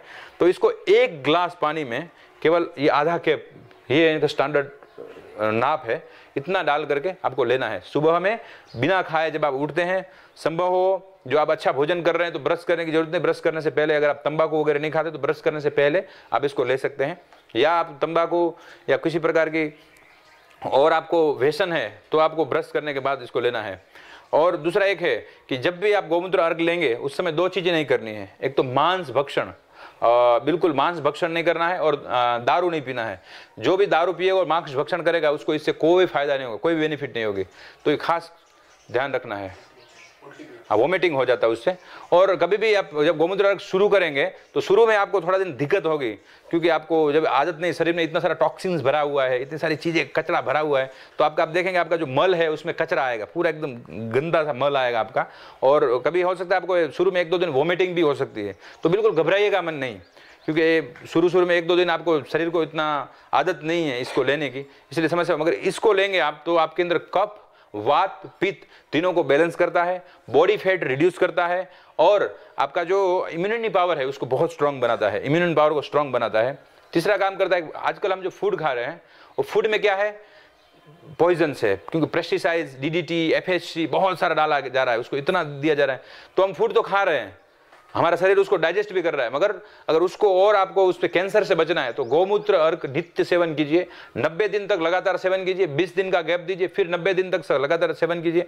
गर्मी की सीजन में थोड़ा क्वांटिटी कम कर दीजिए, ठंडी की सीजन में आप क्वांटिटी बढ़ा सकते हैं। मगर भूले ना, गौमूत्र अर्क के साथ साथ आपको घनवटी भी लेनी है। और एक दूसरा चीज होता है, कई बार लोग कंफ्यूज होते हैं, मैं क्लियर करना चाहता हूं कि गौमूत्र अर्क में अनेक प्रकार के प्रिपरेशन होते हैं। ये जो है सादा अर्क है, केवल गौमूत्र अर्क है। कुछ अर्क में से तुलसी अर्क होते हैं, अर्जुन अर्क होते हैं, अनेक प्रकार की औषधियों के साथ सप्तरंगी अर्क होता है, तो अनेक अनेक डायबिटीज़ के लिए अलग अलग अलग अलग कुछ चीज़ों के लिए स्पेशल अर्ग भी हमारे पास बहुत कम समय में उपलब्ध होंगे, तो आप उसकी डिमांड कर सकते हैं। उसके बाद उसमें बड़ा पैक भी है, 500 ml का पैक भी है, 1 लीटर का पैक भी है। उसके बाद हम चलते हैं आयुर घी। ये सबसे महत्वपूर्ण चीज़ है आयुर घी, क्योंकि गाय की बहुत बड़ा आशीर्वाद है इस चीज़ से। Migraine, sinus, dust allergy, smoke allergy और स्लीपलेसनेस, जो हम नींद नहीं आती, जिनको कितनी सारी गोलियां खानी पड़ती है, अगर इस गाय के घी का एक एक बूंद अगर उसके नाक में रात को डाल दे, रात को एक एक बूंद अगर गाय के घी के नाक में डाल दे, कैसे करना है, तो आपको अभी गर्मी की सीजन है तो थोड़ा सा घी जमा हुआ है, थोड़ा सा जमा हुआ है, तो गर्म पानी करके उसमें रखना है बोतल को, और फिर इसको रिमूव करना है। और देखिए अभी तो ये है, आराम से निकल रहा है, क्योंकि वो लिक्विड जो है ये है, पिघला हुआ है। फिर आपको एक एक बूंद नाक में डालनी है और तकिया नहीं रखना है, सो जाना है। पूरा आपका जो नस्ट्रल्स है और आकाश की तरफ होने चाहिए, और उसके बाद आपको पानी नहीं पीना है। आप रेगुलर ऐसा करेंगे तो आप अपने जीवन में देखेंगे, आपको ऑफिस के काम में इसमें उसमें आपका पूरा मन लगेगा। कोई भी चीज़ भूलना, जो आपकी भूलने की जो बीमारी है वो भी दूर हो जाएगी, और फ्यूचर में ब्रेन रिलेटेड आपको कोई भी बीमारी नहीं होगी, क्योंकि ब्रेन के लिए ये लुब्रिकेंट कह सकते हैं, लुब्रिकेंट है, बहुत अच्छा है। तो आप इसका इस्तेमाल करें, और अपना जो मित्र हैं, जो लोग हैं, उनको भी इस्तेमाल करेंगे। इसमें हम ब्राह्मी है, मेडिकेटेड किया हुआ, ब्राह्मी के साथ मेडिकेटेड किया हुआ ये ऑयल है, तो क्योंकि ब्राह्मी जो है वो मस्तिष्क के लिए अच्छा है, मेमोरी पावर के लिए अच्छा है। हाँ, और इसमें मैं बताना भूल गया, जैसे नामाचार्य प्रभु जी बता रहे हैं कि आप नाभि में भी लगा सकते हैं। ये जो नाभि है उसके ऊपर आप लगा सकते हैं, नाभि में लगेंगे तो आपको पित्त स्तंभ हो जाएगा।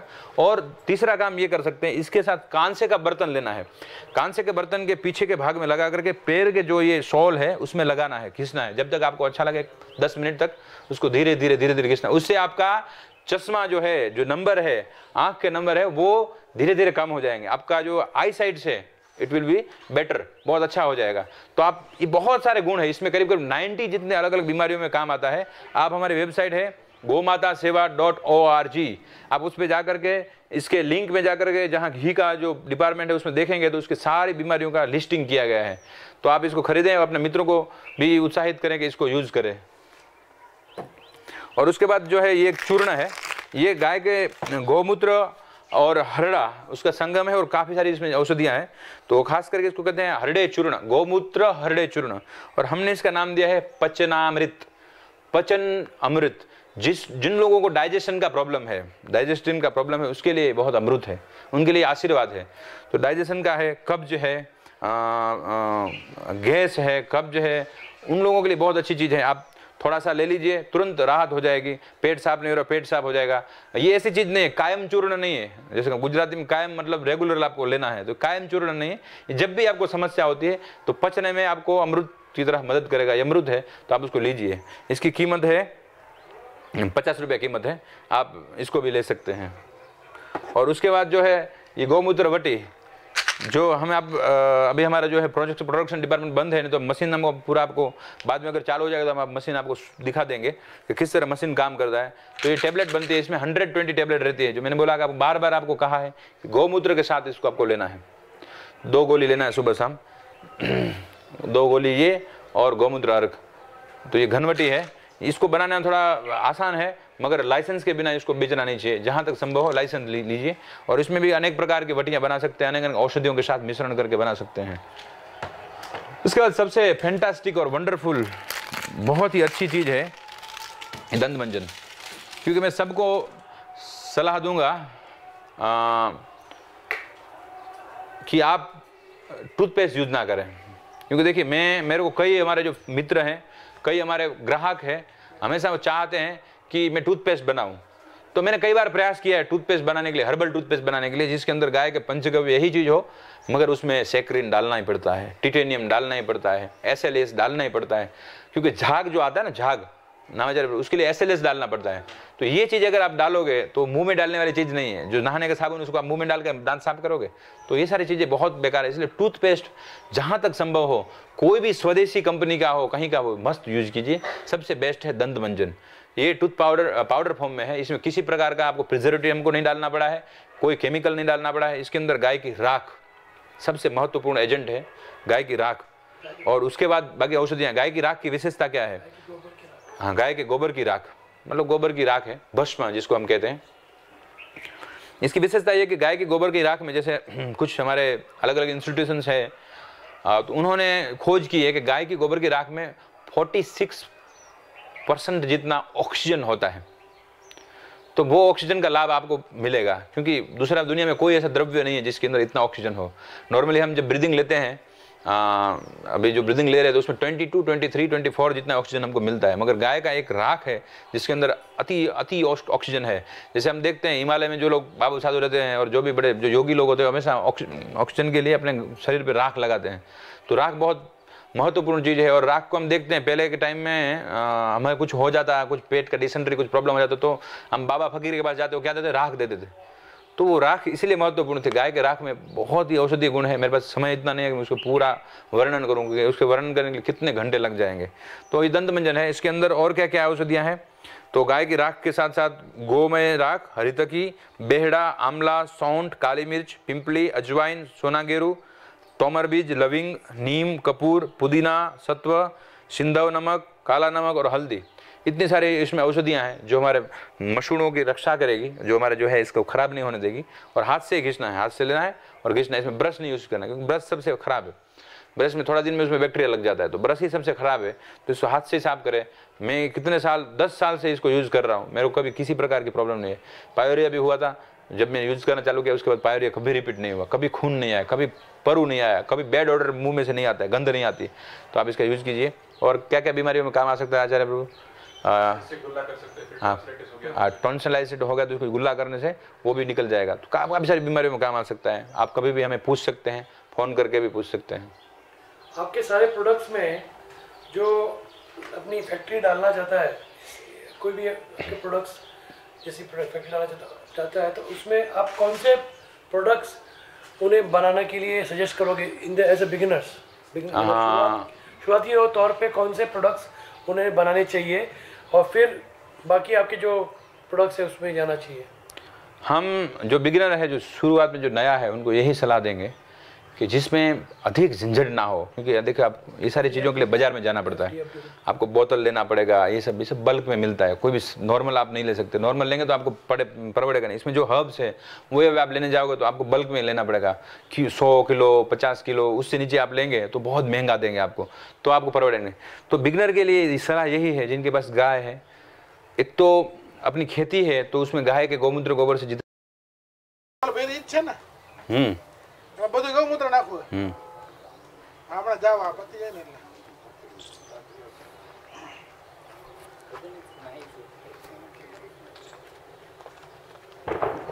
આમ કરો આમ એટલે સ્ટાર્ટેડ ચાલુ છે હરે કૃષ્ણ।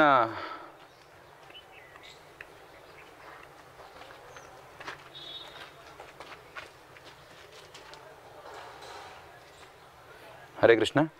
तो हम देखेंगे किस तरह से जो आप कंडे हैं, छोटे छोटे कंडे आप बना सकते हैं। इसको छोटा सा डाई बनाया है, उस डाई में उस कंडे को डाल करके नीचे राख डाल दी गई है, क्योंकि अगर राख हम नहीं डालेंगे तो कंडे जो है नीचे चिपक जाएंगे।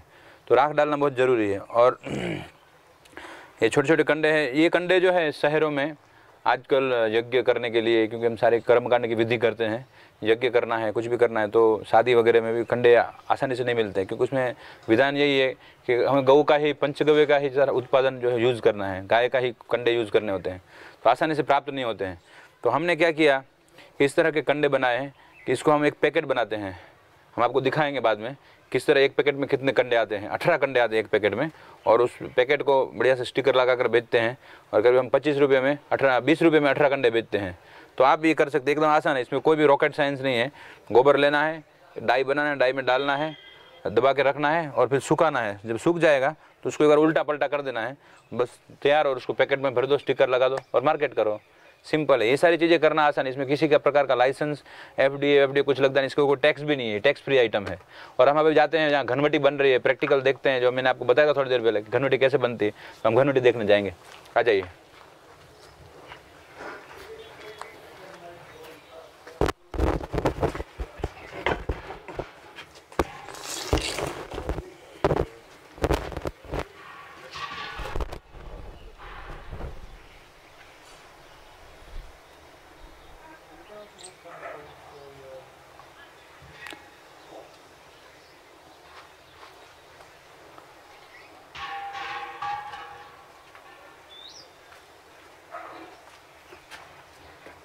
रमेश काका कढ़ाई ले लो, कढ़ाई और चमचो ले लो, चमचो के तो मैम आ रही है। देखिए ये गोमूत्र घनवटी बन रही है, इसमें क्षार डाला हुआ है। देखो अब गाढ़ा होते जा रहा है। अब इसको करीब करीब कितना टाइम लगेगा रमेश काका अभी उसको? और 1.5 घंटा लग गया। और 1.5 घंटे के बाद जो पूर्ण रूप से घट हो जाएगा। और आप देखिए नीचे हम पूरे कंडे ही जलाते हैं, हम ये पूरे कंडे जलाते हैं, इसमें किसी प्रकार की लकड़ी नहीं जलाते हैं, क्योंकि कंडे का जो वायु होता है वो शुद्ध वायु होता है। अगर हम इसमें लकड़ी जलाएंगे तो लकड़ी कई प्रकार की लकड़ी आती है जिसमें पॉइजनस स्मोक भी हो सकता है, जिससे इसके जो मेडिसिनल वैल्यू है वो उस मेडिसिन वैल्यू कम हो जाएगा। और देखिए आँच, देखिए बहुत कम आँच रखते हैं, इतनी ही कम आँच रखनी है कि ज़्यादा आँच रखोगे तो बहुत जल्दी वो प्रोटेक्ट होगा, उसका मेडिसिनल वैल्यू है वो डैमेज होगा। तो इसका बहुत ख्याल रखना है। ये घनवटी बन रहा है, अब इसमें समय लगेगा। कब चालू किया? सुबह में कितना बजे? 8 बजे। 8 बजे चालू किया है। अब यहाँ तक भरा हुआ था, अब जलते जलते यहाँ तक गया, पूरा वाटर कंटेंट निकल जाएगा। केवल जो है गोमूत्र का क्षार रहेगा, जिसके अंदर आप जानते हैं गोमूत्र में क्या क्या प्रॉपर्टीज़ है। तो कुछ प्रॉपर्टीज़ इसमें रहती है और कुछ प्रॉपर्टीज़ जो है गोमूत्र अर्क में जाती है। इसलिए अर्क और घनवटी साथ में लेना बहुत जरूरी है। जब भी आप लेंगे तो अर्क 5 ml अर्क और 2 घनवटी लेना, नहीं तो आपको पूरा उसका रिजल्ट 100% गोमूत्र का मिलेगा नहीं। क्योंकि गोमूत्र में से 2 चीज़ें अलग हो जाती है। अर्क अलग हो जाता है, जो ऊपर में जो होता है वो अर्क बन जाता है, और नीचे का भाग जो होता है उसमें से घनवटी बनती है। तो मेरा सजेशन है, जब भी आप अगर गोमूत्र लेना चाहते हैं तो गोमूत्र अर्क और गोमूत्र घनवटी लीजिए। क्योंकि गोमूत्र घनवटी और अर्क बनाने का कारण ये है कि इसको लंबे समय तक हम रख सकते हैं और लंबे समय तक इसको संभाल करके रख सकते हैं। इसको बेचने के लिए मार्केट में अवेलेबल करा सकते हैं। और यदि आपके पास संभव है, खुद की गाय है, आप गाय ले लें, तो आप अपनी गाय का गोमूत्र जो है सुबह सुबह में 7 कपड़ों से 7 परत करके उसको फिल्टर करके तुरंत ले सकते हैं। 1 कप जितना, करीब 200 ml जितना आप पी सकते हैं। तो फिर आपको घनवटी और अर्क लेने की कोई जरूरत नहीं है। उसके साथ जिस प्रकार की बीमारी है उस हिसाब से आप औषधियाँ लेकर उसको ले सकते हैं। देखो हम यहाँ स्टोर करते हैं, ये फूड ग्रेड के है, तो इसमें अलग अलग गोमूत्र है, जिसमें घनवटी का जो केवल घनवटी जो बनाना है, जो अर्क निकलने के बाद घनवटी का पूरा इसमें रखा गया है। बाकी जो है बचे हुए अलग अलग प्रकार के गोमूत्र इसमें हम लोग रखते हैं। आगे हम जाएंगे गोमूत्र अर्क का मशीन देखने के लिए, किस तरह गोमूत्र अर्क बनता है। Pause for some time.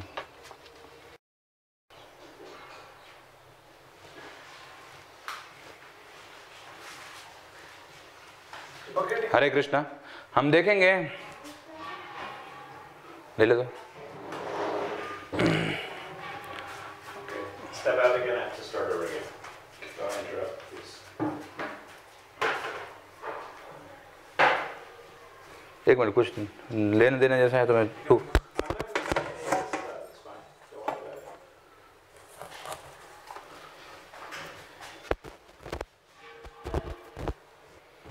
Hare Krishna. Don't start until I give you the signal, okay? You do it in lights?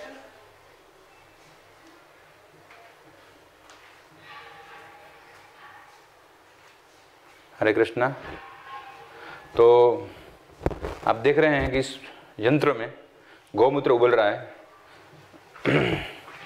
ये करीब करीब 50 लीटर का मटका है, कांच का है, और इसके अंदर हम लोग 40 लीटर गोमूत्र डालते हैं। उसमें से 20 लीटर जो है अर्क के रूप में लेते हैं और 20 लीटर जो है घनवटी के लिए छोड़ देते हैं।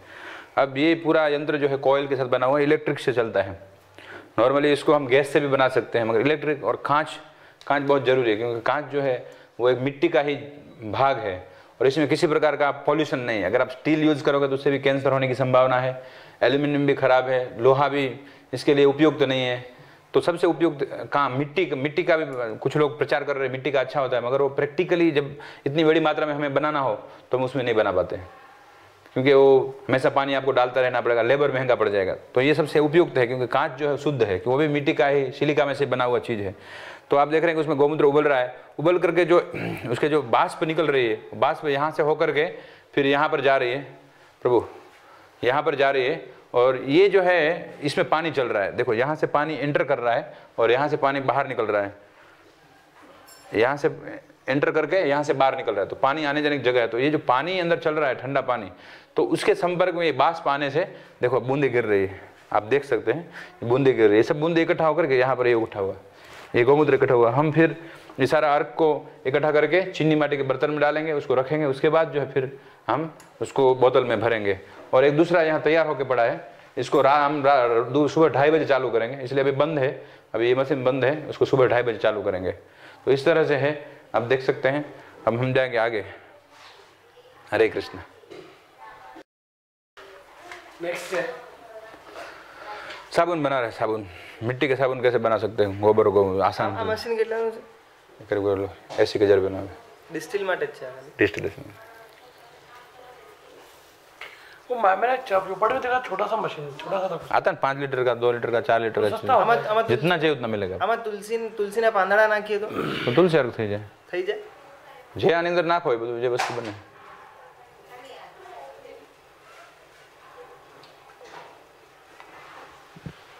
एक दिन में कितना गोमूत्र कलेक्ट होता है आपके पास? When they dry it, it's a little more or less oily.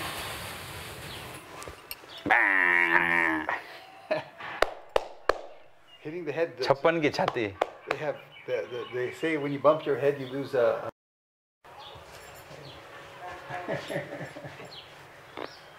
हरे कृष्णा दिखाओ दे। स्टार्ट आएगा ना, यू कैन से।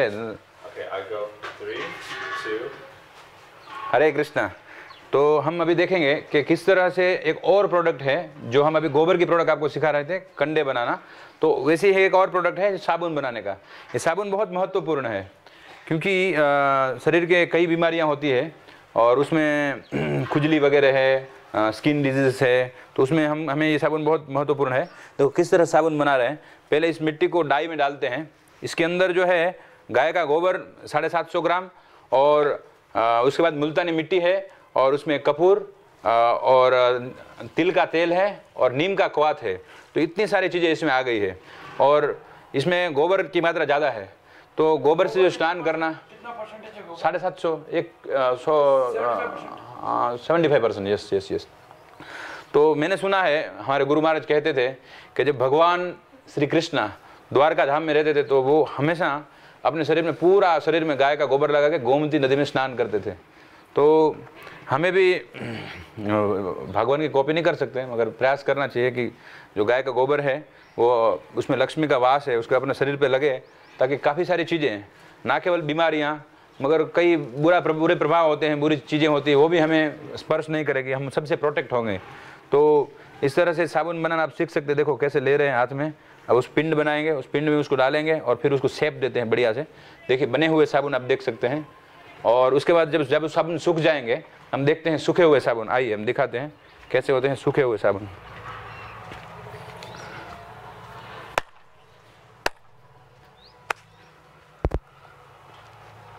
जब साबुन सूख जाएंगे तो इस तरह से हो जाएंगे एकदम। देखो ये सारे साबुन है, सुखाए गए हैं। इसको पहले 2 दिन तक छाँव में सुखाना है, उसके बाद 2-3 दिन तक जो हमें इसको धूप में सुखाना है। तो ये भी साबुन सूख गया। अभी आपको लगेगा बहुत हार्ड है, तो पत्थर जैसा, किसी को मारेंगे तो भी लगेगा, मगर आप जब नहाएंगे तो उससे पहले नामाचार्य प्रभु क्या करना पड़ेगा, थोड़ा आइए आप बताइएगा। इसको अगर साबुन को यूज़ करना है तो कैसे करेंगे? आप तो यूज़ करते होंगे। इसको थोड़ा सा पानी में भिगोना चाहिए नहाने के पहले, और उसके बाद में उसको धीरे धीरे अपने शरीर के ऊपर, जब हम लोग पानी से पहले नहा लेंगे फिर उसके बाद में इसको लगाना है। फिर जब ये नहाए आप इसको लगाएंगे तो आपको एक बहुत सी मुलायम जैसा आपको महसूस होगा, आपकी त्वचा बहुत मुलायम हो गई। वास्तव में मैं एक व्यक्ति हूँ गौ सेवा का कि मेरे पास 3-4 प्रकार के साबुन है। इसके अलावा गोपी का साबुन है, पंचगव्य का, जिसमें दूध, दही, घी, गौमूत्र 5 है। उसके बाद हमारे पास नीम और गौमूत्र का साबुन है और हमारे पास दूध और केसर का साबुन है। उन साबुनों में जो है दूसरा एक गाय के पंचगव्य के प्रोडक्ट के साथ साथ न्यूडल्स यूज़ होते हैं, जिसमें कोकोनट और पाम ऑयल के न्यूडल्स होते हैं। तो अब मैं अपने कंपनी का ये अप्रचार कर रहा हूँ इस साबुन को सिद्ध करने के लिए, क्योंकि ये साबुन है मिट्टी का है। अगर आप इससे नहाओगे तो आपका मैल निकलेगा। वो साबुन में तेल होता है, क्योंकि वो जो है तेल के बेस का साबुन है। तो तेल को शरीर में घिसने से कभी मैल निकलता है, क्योंकि लोगों की आज की मेंटेलिटी हो गई है कि हमें जो है उसमें से झाग होना चाहिए, हमें उसमें सुगंध आना चाहिए। तो वो मेंटेलिटी को हम दूर नहीं कर सकते, इसलिए जो बाज़ार में जो जिस तरह के हैं उस तरह के हम उसमें औषधीय गुण डाल करके, पंचगव्य उसमें डाल करके उस तरह के साबुन बनाए। वास्तव मेरी आप सबको अर्ज है, जो भी इस मेरा वीडियो को देखेंगे, संभव हो तो इस साबुन से नहाइएगा, और न संभव हो तो फिर आप पंचगव्य जो हमारे दूसरे साबुन है उसको यूज़ कीजिए। सबसे बेस्ट यही है।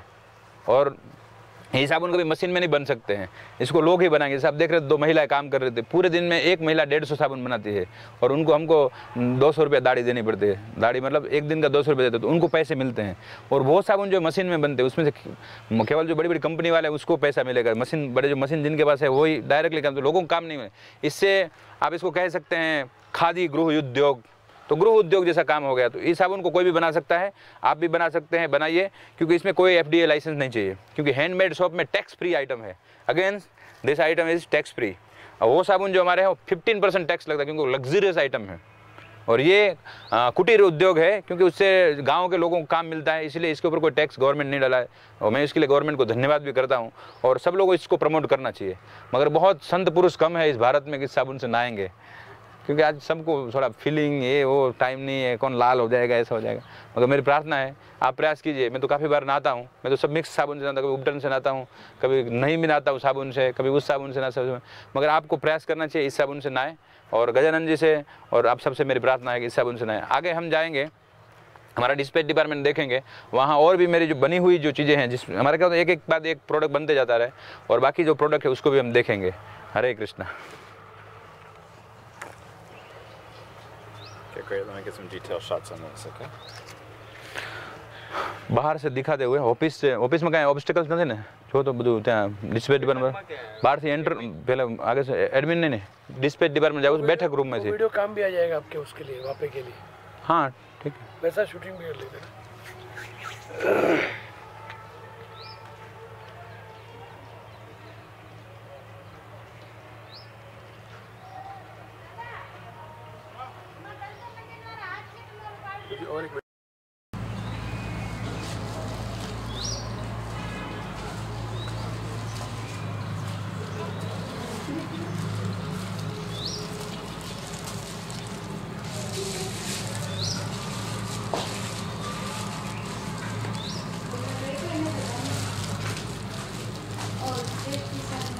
कैसे मोकल जाए ना ये दूसरा कैसे करके आया देखिए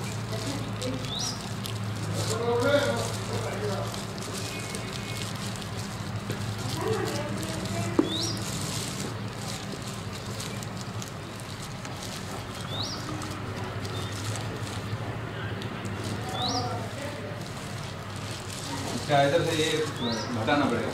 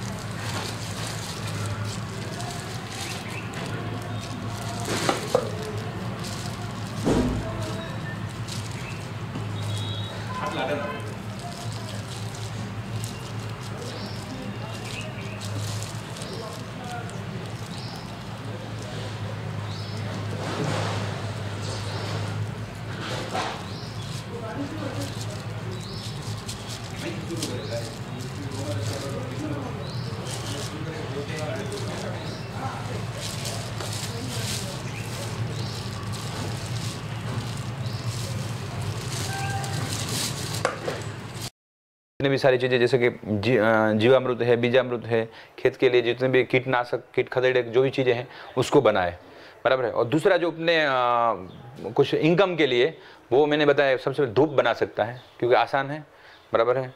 गाय के छोटे छोटे कंडे बना सकता है, वो आसान है। गाय का गौमूत्र बेच सकता है, आसान है। फिनाइल बना सकता है, आसान है क्योंकि फिनाइल भी आसानी से मिल जाता है।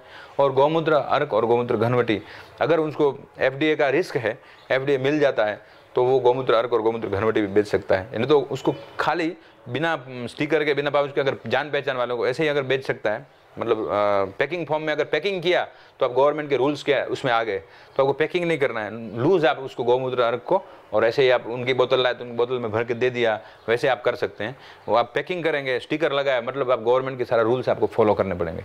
तो बिगनर को यही सलाह है कि धूप बत्ती है, फिनाइल है, छोटे छोटे कंडे है, और गौमूत्र अर्क और घनवटी, अरे इसको सेल कर सकते हैं। और घी वगैरह तो है ही, छाछ है, पंचगव्य है। पंचगव्य में तो आप डायरेक्ट लूज दे सकते हैं, फिर अगेन वो मेडिसिन हो जाता है, तो उसको आपको बोतल में पैक करना है, फिर उसके रूल्स रेगुलेशन सारे हैं, वो FDA अप्रूव्ड होता है। तो FDA अप्रूव्ड क्या नहीं है, तो एक तो कंडे नहीं है, बराबर है, गौमूत्र नहीं है, और धूप बत्ती नहीं है, और वो साबुन मैंने आपको सिखाया मिट्टी वाला साबुन, वो भी आप बना सकते हैं, उसके लिए कोई ज़्यादा हेडेक नहीं है। तो ऐसी सिंपल चीज़ें आप बेच सकते हैं। तो उसमें जो आप इसमें सारे, जैसे कि दूसरी चीज़ों में जाओगे, जैसे कि घी है, अब हमने ये नशे का घी बनाया, अगर आप उसमें जाओगे तो आप कर सकते हैं, उसको भी बेच सकते हैं, मगर फिर FDA चाहिए आपको, वो सारी डिफ़िकल्टी है। तो ऑलमोस्ट हम सारे कवर कर चुके हैं। अब हम देखेंगे, हमारा एक हेयर ऑयल है, हम हेयर ऑयल बना रहे हैं। इसमें जो है करीब करीब 12 जड़ी बूटियाँ हैं, उसके साथ गाय का घी है। तो इसमें जो बाल जिनके गिर रहे हैं, बालों में डेंड्रफ है, और बाल है कम, छोटी उम्र में जो बाल जिनके ये हो रहे हैं, सफ़ेद हो रहे हैं, उनके लिए आशीर्वाद है, क्योंकि इसके अंदर कोकोनट ऑयल, तिल ऑयल और जड़ी बूटियाँ हैं। इसमें ब्राह्मी है, आंवला है, चंदन है, जटामासी है, कपूर कजरी है, नागरमोथा है, कपूर और पुदीना और गाय का घी। तो ये थोड़ा महंगा है क्योंकि इसमें प्योरली बना है। नॉर्मली मार्केट में आज जितने भी ऑयल अवेलेबल है, मैं फैक्ट बताता हूँ, ये नहीं कि मैं मेरी प्रोडक्ट की प्रमोटिंग कर रहा हूँ, वो कोई मेरा बिजनेस करना कोई मेरा ये नहीं है, उद्देश्य नहीं, मगर आपको सच्चाई से अवेयर कराना चाहता हूँ। क्योंकि बाज़ार में जो तेल मिल रहा है, उस तेल में LLP होता है, 80% LLP होता है, light liquid paraffin, light liquid petroleum आप उसको बोल लो, जिसको लोग मिनरल ऑयल बोलते हैं। वास्तव में मिनरल में से कोई ऑयल नहीं निकलता है, पत्थर में से कोई ऑयल नहीं निकलता, लोग मिनरल ऑयल बोलते हैं। तो लोग सोचते हैं कि कुछ मिनरल्स में से ऑयल बना होगा तो हमारा पोषण होगा, मगर ऐसा कुछ भी नहीं है। मिनरल्स ऑयल नहीं है, वो पेट्रोलियम प्रोडक्ट का एक भाग है। जो पेट्रोल निकलता है, केरोसिन निकलता है, उसमें से LLP निकलता है। तो प्राय इससे सबसे ज़्यादा लोगों को वाइट जो बाल जो है वाइट होते हैं, झड़ते हैं। तो प्रयास करें कि जो आप प्रोडक्ट यूज़ करें उसको 50 बार देखें, उसके ओनर से बात करें, जहाँ तक हो सके स्वदेशी जो लोग लोकल बेस पे बना रहे हैं उससे आप डायरेक्ट बात कर सकते हैं। MNC लोगों से आप बात नहीं कर सकते, उनको पूछ नहीं सकते भैया आपने इसमें क्या डाला है, क्योंकि आपको बताएंगे भी नहीं क्या डाला है कर। तो इस 90 रुपया है 100 ml का, मगर थोड़ा थोड़ा यूज़ करो, मगर महंगा यूज़ करो, मगर नुकसान ना हो।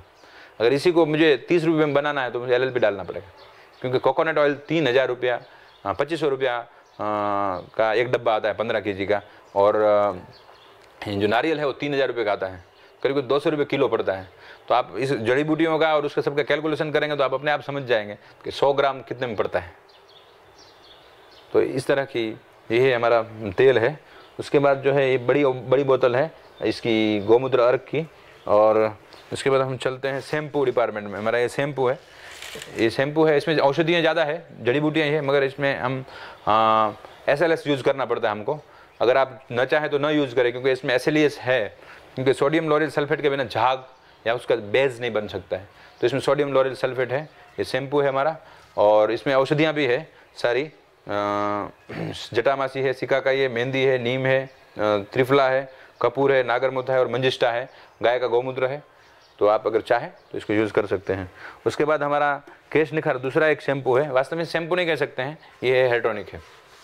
इसको क्या होता है कि हाथ में लेना है, सेक करना है, और उसको इधर रख करके अंगूठा भिगा करके रूट में मसाज करना है, रूट में लगाना है, उसको रहने देना है 20 मिनट 25 मिनट रहने देना है। जब वो सूख जाएगा तो फिर पानी से धो करके निकाल देना। तो ये तो ना हेयर ऑयल है, ना जेल है, ना शैम्पू है। तो कई लोग लेके जाते बाद में बोलते हैं अरे ये तो इसमें गौमूत्र अधिकतर है। 100% गौमूत्र बेस है। फिर इसके अंदर ब्राह्मी है, भृंगराज है, सिकाकाई है, रीठा है, आंवला है, कपूर है, अजवाइन है, जासूद है, मेहंदी और घृत कुमारी है, एलोवेरा। तो ये सारी चीज़ें हैं। तो बहुत ही अच्छा है। देखो फोटो भी देख सकते हैं कि इसमें क्या क्या औषधियाँ हैं। तो इस तरह से हमारा करीब अभी 28 जितना प्रोडक्ट है। कुछ प्रोडक्ट अवेलेबल है, कुछ प्रोडक्ट अवेलेबल नहीं है। हमारा गाय का घी अभी हमारे पास नहीं है। हम लोग बिलोना का घी भी बनाते हैं जो भी हमारे पास स्टॉक में नहीं है। हम उसका प्रोसेस भी संभव होगा तो आपको दिखाएंगे वीडियो के द्वारा। हरे कृष्ण।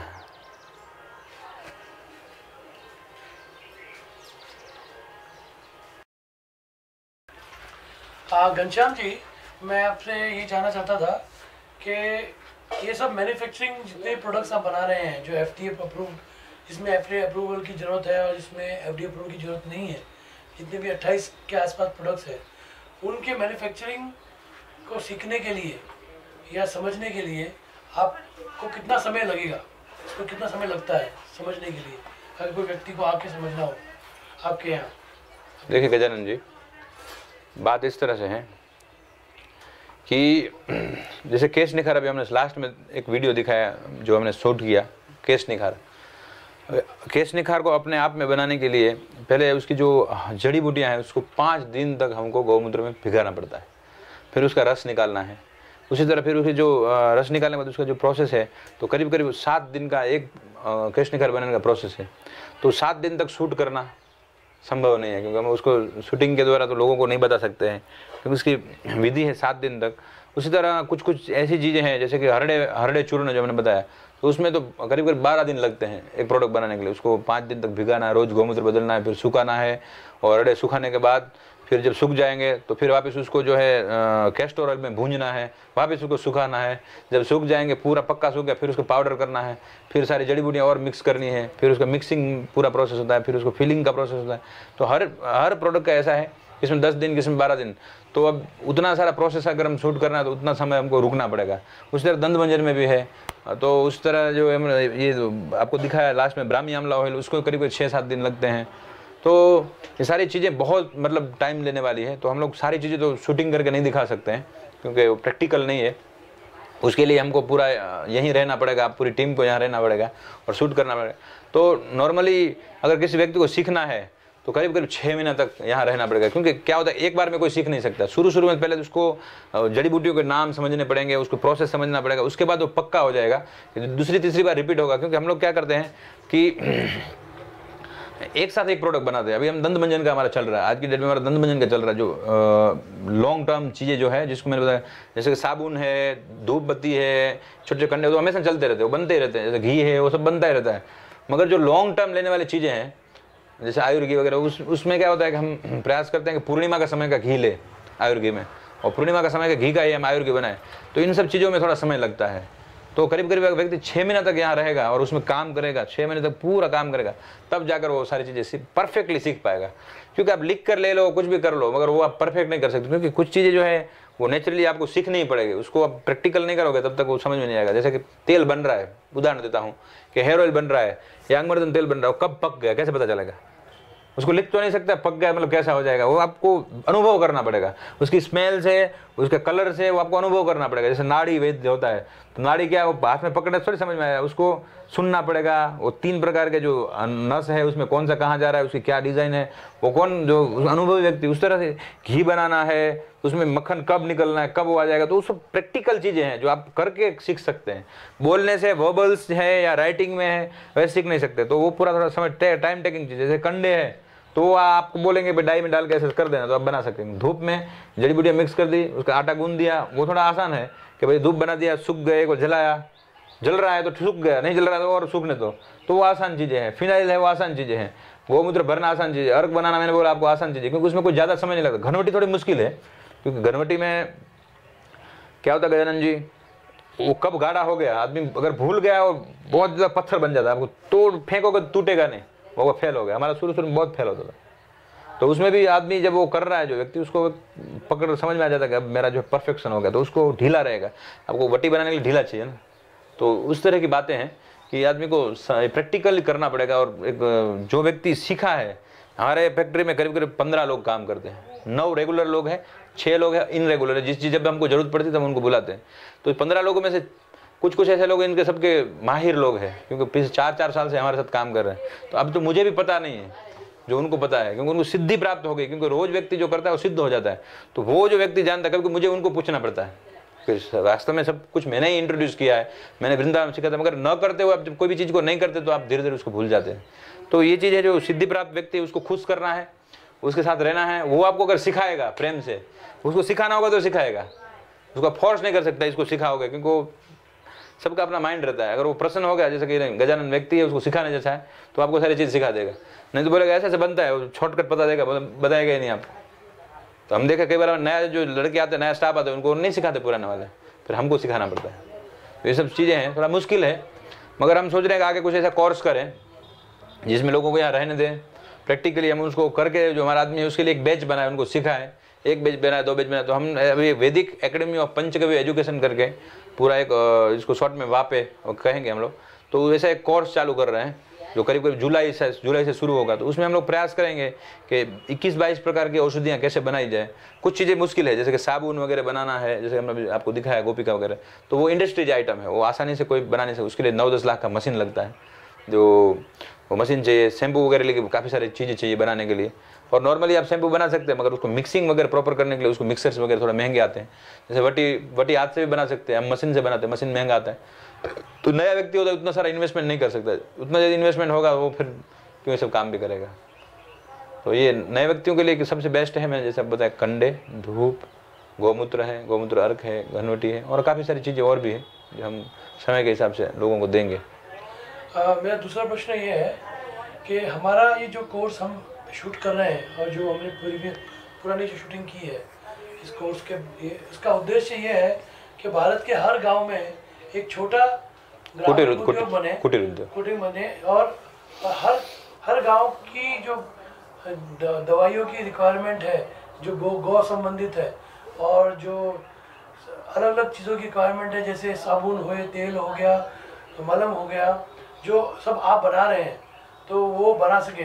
तो हम आपसे ये पूछना चाहते हैं कि अगर हमारे मित्र जो ये कोर्स देख रहे हैं और जिन्होंने ये कोर्स जितना कंप्लीट हो गया है और जिन्होंने देख लिया है, और उनमें से काफ़ी लोग काफ़ी मित्र ऐसे होंगे कि जिनको ये सब प्रोडक्ट्स बनाने के लिए इंटरेस्ट होगा, इच्छुक होंगे जो, तो मैं आपसे जानना चाहता हूँ कि अगर कोई स्टूडेंट आना चाहे, आपके यहाँ रह के सीखना चाहे, तो आपका क्या योगदान होगा उसके लिए? देखिए, हम हमेशा जो योग्य व्यक्ति है, वास्तव में उसका इंटेंशन अच्छा होना चाहिए। डर यही लगता है गजानन प्रभु कि कुछ लोग पॉल्यूटेड कर देते हैं उस काम को, फिर वो गौमाता का और उस जो पूरा प्रोडक्ट पद्धति जो है पंचगव्य का, वो बदनाम हो जाती है। अरे लोग तो बोलते हैं इसमें पानी डालते हैं गौमूत्र में, लोग ये करते हैं, फिर वो क्या अपना पैसा कमाने के चक्कर में वो धूप में ना तो गूगल डालता है ना लोबान डालता है, बस ऐसे कर करके बेच देता है। तो ये ऐसे लोगों से थोड़ा हमें बचना पड़ता है, तो उसको स्क्रीनिंग करना पड़ेगा। व्यक्ति अगर योग्य है, क्योंकि कई लोग हमको सिफारिश करते हैं, अरे बोलते हैं आप तो किसी को सिखाते नहीं है, सब छुपा के रखते हैं। कुछ भी छुपाने वाला कुछ नहीं, कोई रॉकेट साइंस नहीं, सब कुछ ओपन है। मगर गुरु किसको ज्ञान देगा? क्योंकि ज्ञान तो फ्री में होता है, हम फ्री में दे रहे हैं, ज्ञान तो फ्री में दे रहे हैं। तो ज्ञान किसको कहा जाता है कि जो योग्य व्यक्ति को दिया जाए। ज्ञान लेने के लिए पात्रता भी तो होनी चाहिए ना व्यक्ति में। गुरु देगा मगर व्यक्ति में पात्रता। फिर आज आपको पता है कितना महंगाई है, अगर हम उस व्यक्ति को यहाँ रखते हैं तो उसको भोजन कराना है 2 समय, उसको रहने की व्यवस्था हमको करनी है, तो उसके लिए वो व्यक्ति तो हमको कुछ देगा नहीं, क्योंकि उसके लिए उसको काम भी तो करना पड़ेगा। आज मैं काफ़ी सारे स्टूडेंट गजानन जी देखे, काफ़ी लोग आते हैं सीखने, मगर वो प्रैक्टिकल जब वो काम करने के लिए बोलते हैं तो नहीं करते। गोबर उठाना है, साबुन बनाना, हम नहीं करते, तो सीखना है। यार नहीं करोगे प्रैक्टिकल तो सीखोगे कैसे? ये सबसे बड़ी समस्या है। तो ये कुछ समस्या में हमें ऐसा कुछ करना पड़ेगा। जैसे आप कुटीर उद्योग की बात कर रहे हैं तो कुछ ऐसा एक स्टैंडर्ड बनाना पड़ेगा, इस स्टैंडर्ड से वो लोग पास होने चाहिए। ये चीज़ें तो मिनिमम उनको करनी ही करनी है। तो क्या है कि गौमाता का जो काम हो रहा है उसको और भी बल मिलेगा और आगे जाएगा। मैं पूरा तैयार हूँ, आप 100 लोगों को इकट्ठा करो, सबको मैं सिखाने को तैयार हूँ, मगर मूल चीज़ है उनका इंटेंशन गलत नहीं होना चाहिए। बाद में जाकर पॉल्यूटेट कर दिया उस चीज़ को, तो हमारे पास कुछ ऐसा यंत्र होने चाहिए कि उसको हम स्टैंडर्डाइज करें। कोई ऐसा हमारे पास है, जैसे इंडिया में अलग अलग चीज़ों के लिए अलग अलग व्यवस्था है, तो उसकी कुछ व्यवस्था होनी चाहिए कि हम उसको लीगलाइज कैसे करें कि नहीं एक प्रॉपर बना रहा है, ये व्यक्ति प्रॉपर कर रहा है। क्योंकि आपके जैसे और कुछ ऐसे ईमानदार लोग बहुत कम होते हैं कि जो लोग वास्तव में गौमाता को प्रमोट करना चाहते हैं, सेटिस्फाइड है, नहीं मुझे संतुष्ट है भाई, जो मुझे मिल रहा है वो संतुष्ट है, मुझे इसमें कुछ घालमेल नहीं करना है। तो ज़्यादातर ये बहुत बड़ी समस्या है। इसके लिए हमको थोड़ा डर लगता है यहाँ रखने में। मेरे पास कई लोग आए, मैं कई लोगों को सिखाया भी हूँ, और RSS वाले नागपुर में सब लोग को सिखा रहे हैं, मगर वो वहाँ रहते हैं, मगर प्रैक्टिकली जब वो करना होता है, काम तो करना पड़ेगा ना। गुरु के आश्रय में रहे, गुरु आपको खाना दे रहा है, पी रहा है, मगर उसका काम तो करना पड़ेगा ना। अब जब यहाँ रहेंगे तो सारी चीज़ें करनी पड़ेगी सुबह से शाम तक। तो बोलेगा आप बहुत काम करवाते हैं। अरे प्रैक्टिकल तुम नहीं करेगा, तुम अपने उधर क्या करेगा? तो काफ़ी स्टूडेंट 50% स्टूडेंट तो ऐसे ही आते हैं और चले जाते हैं, क्योंकि वो सुनते हैं कि भाई ऐसा बिजनेस करने से बहुत पैसे मिलेंगे, तो बस उनके मन में होता है, उनको गाय के प्रति कोई भाव नहीं होता है, और वास्तव में गाय के प्रति उनको कुछ जाना ही नहीं है कि गाय की महत्ता क्या है। तो ऐसे लोगों को मुझे लगता है कि लंबा प्रोसेस में से हमको पास करना चाहिए, करीब 1 साल में। तो क्योंकि अगर हिलना डुलना हो ना तो चले जाएंगे। तो ऐसा कुछ करना पड़ेगा, 1 साल तक हम दें, उसके बाद उनको सर्टिफिकेशन दें और ऐसा स्टैंडर्ड बनाने को सर्टिफिकेट हो, उनको ही काम दो। तो क्या होगा कि लोग आदमी चाहेगा नहीं, परिपक्व होगा ना, पूरा पूरा पकेगा, उसमें 1 साल तक करेगा, उसको प्रैक्टिकल बनवाएंगे, उसके हाथ से देखेंगे नहीं स्टैंडर्ड बराबर है कि नहीं। तो ऐसा कुछ तो हमको करना पड़ेगा। नॉर्मली हम अगर सिखा देंगे ऐसे ही तो लोग सीख के जाएंगे और कहीं भी नौकरी ले लेंगे, उससे पैसे खूब बटोरेंगे। जैसे कभी कल मुझे एक फ़ोन आया था जोधपुर से, राकेश जी करके हैं, उनकी गौशाला है जोधपुर में। बता रहे थे एक व्यक्ति आया हमारे पास, बोलता मैं बहुत कोर्स किया हूँ, ऑर्गेनिक के बारे में सब जानता हूँ, आप बोल दो मैं आपको 30,000 रुपये मुझे दीजिए, 3 लाख का आपको इसमें बोलता उत्पादन करके दूंगा। तो ये बड़े आश्चर्य थे, क्या ये लड़का कैसे करेगा, 3 लाख का उत्पादन कैसे करेगा, इतनी ज़मीन में हमने कभी नहीं कर पाए। तो फिर उसमें कुछ बुद्धिमान व्यक्ति थे, उन्होंने बोला कि आओ तुमको हर महीने कितने पैसे लगेंगे, बोलते 30,000 हम एक साथ नहीं देंगे, हर महीने कितने रुपए लगेंगे, बोलते हैं तो आप उतना पैसा ले लो, 7,000 रुपये हम हर महीने आपको देंगे, खाने पीने का आपका खर्चा है, और आपको जितना मैन्युफैक्चरिंग आप उगाएंगे उसमें 50% आपका, 1.5 लाख रुपये आपका, 1.5 लाख रुपये हमको खाली देना। वो लड़का भाग गया। क्यों? उसका इंटेंशन तो था वो गलत था, 30,000 रुपये लेकर भाग जाना था उसको। तो ऐसे लोग पड़े हुए जादू दिखाते हैं, ऐसे मेरे को पंचगव्य बनाने आता है, मैं तो इसमें माहिर हूँ, उसमें डुगडुगी बजाते हैं। तो ऐसे लोगों से हमको सावधान रहना है। काफ़ी लोग आते हैं, वो प्रॉमिस करते हैं बड़े बड़े, और लोगों को क्या होता है, जो भाव वाले गाय वाले लोग होते हैं ना, हमेशा जो गाय के साथ रहते हैं गाय के जैसे ही होते हैं, उनको ऐसा लगता नहीं आएगा हमारा उद्धार कर देगा, मगर सारा गुजराती में बोलते फूले को फेर वो, और जैसे बोलते हैं ना खराब भाषा बूच लगा के जाना, वो तक चला जाता है। तो ये बहुत बड़ी समस्या है। इससे हम निपटने के लिए कुछ ऐसे कोर्स करने पड़ेंगे, उसको सर्टिफिकेशन होना चाहिए, इसने पूरा स्टैंडर्ड पास किया है। और हम जो वैदिक एकेडमी में पंचगव्य एजुकेशन करने जा रहे हैं उसमें पूरा देखेंगे, उसको अगर बनाने नहीं आता तो उसको फेल करेंगे, नेक्स्ट टाइम वो पक्का होगा, और उसको इस फील्ड में काम करना हो तो जरूर वो आगे बढ़ेगा।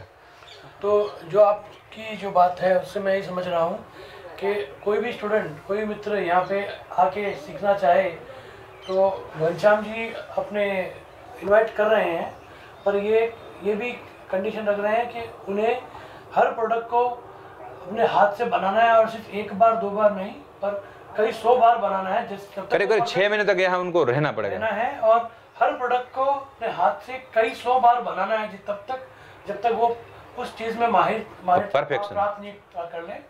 और यही उनका एक कंडीशन है, जो एक वाजिब कंडीशन है कि आप यहाँ रहें और इनके जो भी प्रोडक्ट्स हैं उनको सीखें। ये ज्ञान देने के लिए बैठे हैं, फ्री में देने को तैयार है। आपको लेने वाला चाहिए, कोई सिंसियर आदमी लेना चाहिए। तो आप सब मित्रों आइए, जिनको भी सिंसियरली सीखना है यहाँ पे आके अपने हाथों से हर प्रोडक्ट को बनाइए, जब तक बनाते जाइए और उसमें माहिरता प्राप्त कीजिए, और फिर अपने गांव लौटकर अपने पूरे गांव को उन प्रोडक्ट से वो प्रोडक्ट बनाकर उनको अपने गांव के लोगों को शेयर कीजिए। और अब हमें जो अगला हमारा पार्ट होगा, तो हम लोग जा रहे हैं, कुछ हमने जो है कृषि की है यहाँ पर, जो गाय के गोबर गोमूत्र में गौ आधारित कृषि है हमारी, उस कृषि को देखेंगे और हम अपनी गाय के पास भी जाएंगे। हरे कृष्ण।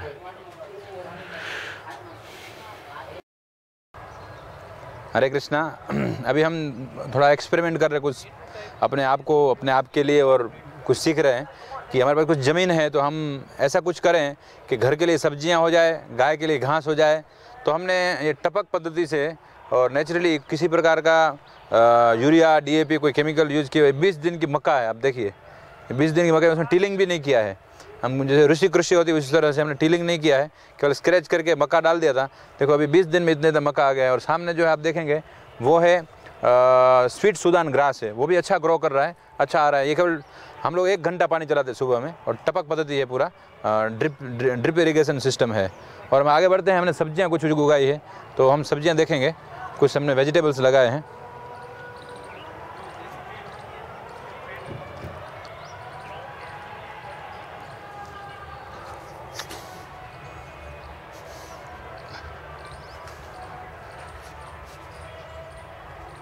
देखिए ये केवल 20 दिन या तो 22 दिन हुआ है इसको, 22 दिन पहले हमने लगाया था। अभी कितना अच्छा सा उसमें फूल भी आ गए हैं सब्जियों में। तो इसमें हमने लौकी लगाई है, काकड़ी लगाई है, फिर अलग अलग प्रकार के तुरई लगाई है, और सामने आप देख सकते हैं सारी सब्जियां देख सकते हैं। उसमें टमाटर है, बैंगन है, और मिर्ची है, काफ़ी सारी प्रकार के अलग अलग सब्जियां लगाई। अब इसको ऊपर चढ़ने के लिए हमने व्यवस्था की है, ये ऊपर चढ़ पाए, क्योंकि इसमें देखो फूल आप देख सकते हैं। केवल 22-23 दिन हुए मगर उसमें सब फूल आ गए हैं। अब देखिए कितना अच्छा ग्रो है, क्योंकि इसमें हम जो है डालते हैं, क्या डालते हैं आपको दिखाते हैं हम क्या डालते हैं। आइए, हम गाय के गौमूत्र से गाय के गौमूत्र, उसमें घी, दूध और गोबर और मेड़ की मिट्टी, ये सब मिलाकर हमने बनाया है। और वो इसको जो पंपिंग जब हम करते हैं उस समय उसमें हम लोग इससे ऐड करते हैं। देखिए अब आप देखेंगे इसके अंदर जो है हमने सारी चीज़ें हैं गौमूत्र वगैरह डाल करके पूरा उसका बनाया है। और अब इसको जो है ये पंप से हम जब ड्रिप सिस्टम चालू करेंगे तो पंप अंदर डाल देंगे तो पूरा एक एक पेड़ है उसके पास वो अपने आप चला जाएगा। तो इस तरह से हम ये सब्जियां उगा रहे हैं। उसमें हमने गुआर भी लगाया है जिसको गुआर गम बोलते हैं, वो सब्जी में वो भी खाते हैं। भिंडी भी लगाई है और आप देख रहे हैं ये यहाँ पर है, ये है वो तुरई है।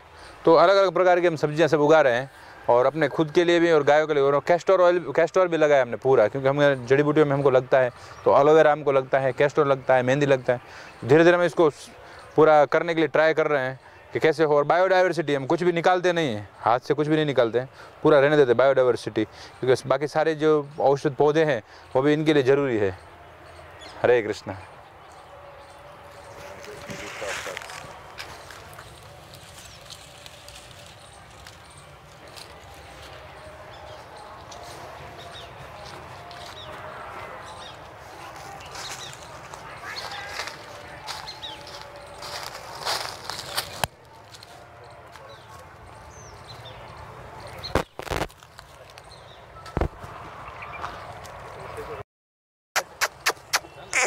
हंसी हंसी हंसी हंसी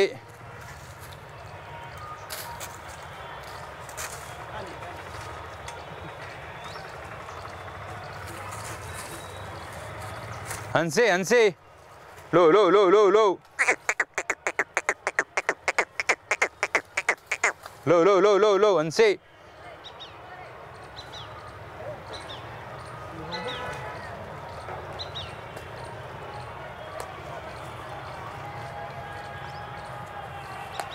हमने यहाँ पर ऐसी गाय रखी हैं जो गाय बीमार थी, उनको ठीक करने के लिए हम यहाँ लाए हैं। एक हमारी जो बीच की गाय है उसका नाम हंसी है, वो तंदुरुस्त है, मगर एक है लाखन है और एक है हिराड़ जो हमारी गौशाला में थी। क्योंकि ये गाय थोड़ी कमज़ोर थी तो और गाय उनको खाना नहीं देती थी, इसलिए हम यहाँ लाए उसकी स्पेशल फीडिंग करने के लिए। तो ये हम देखते हैं लाखन तो थोड़ी अच्छी हो गई है, अब हिराड़ को भी थोड़ा अच्छा करना है। करीब इनको 5 दिन हुआ है यहाँ पर, और भी कुछ दिनों में जो है ये 1 महीने में ये हो जाएगी, अलमस्त हो जाएगी।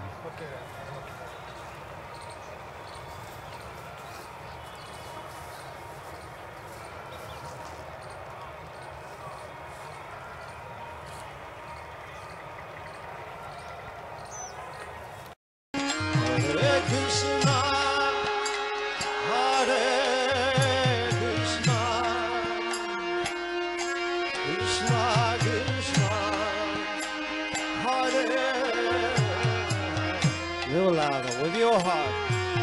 Hare Rama, Hare Rama, Rama Rama.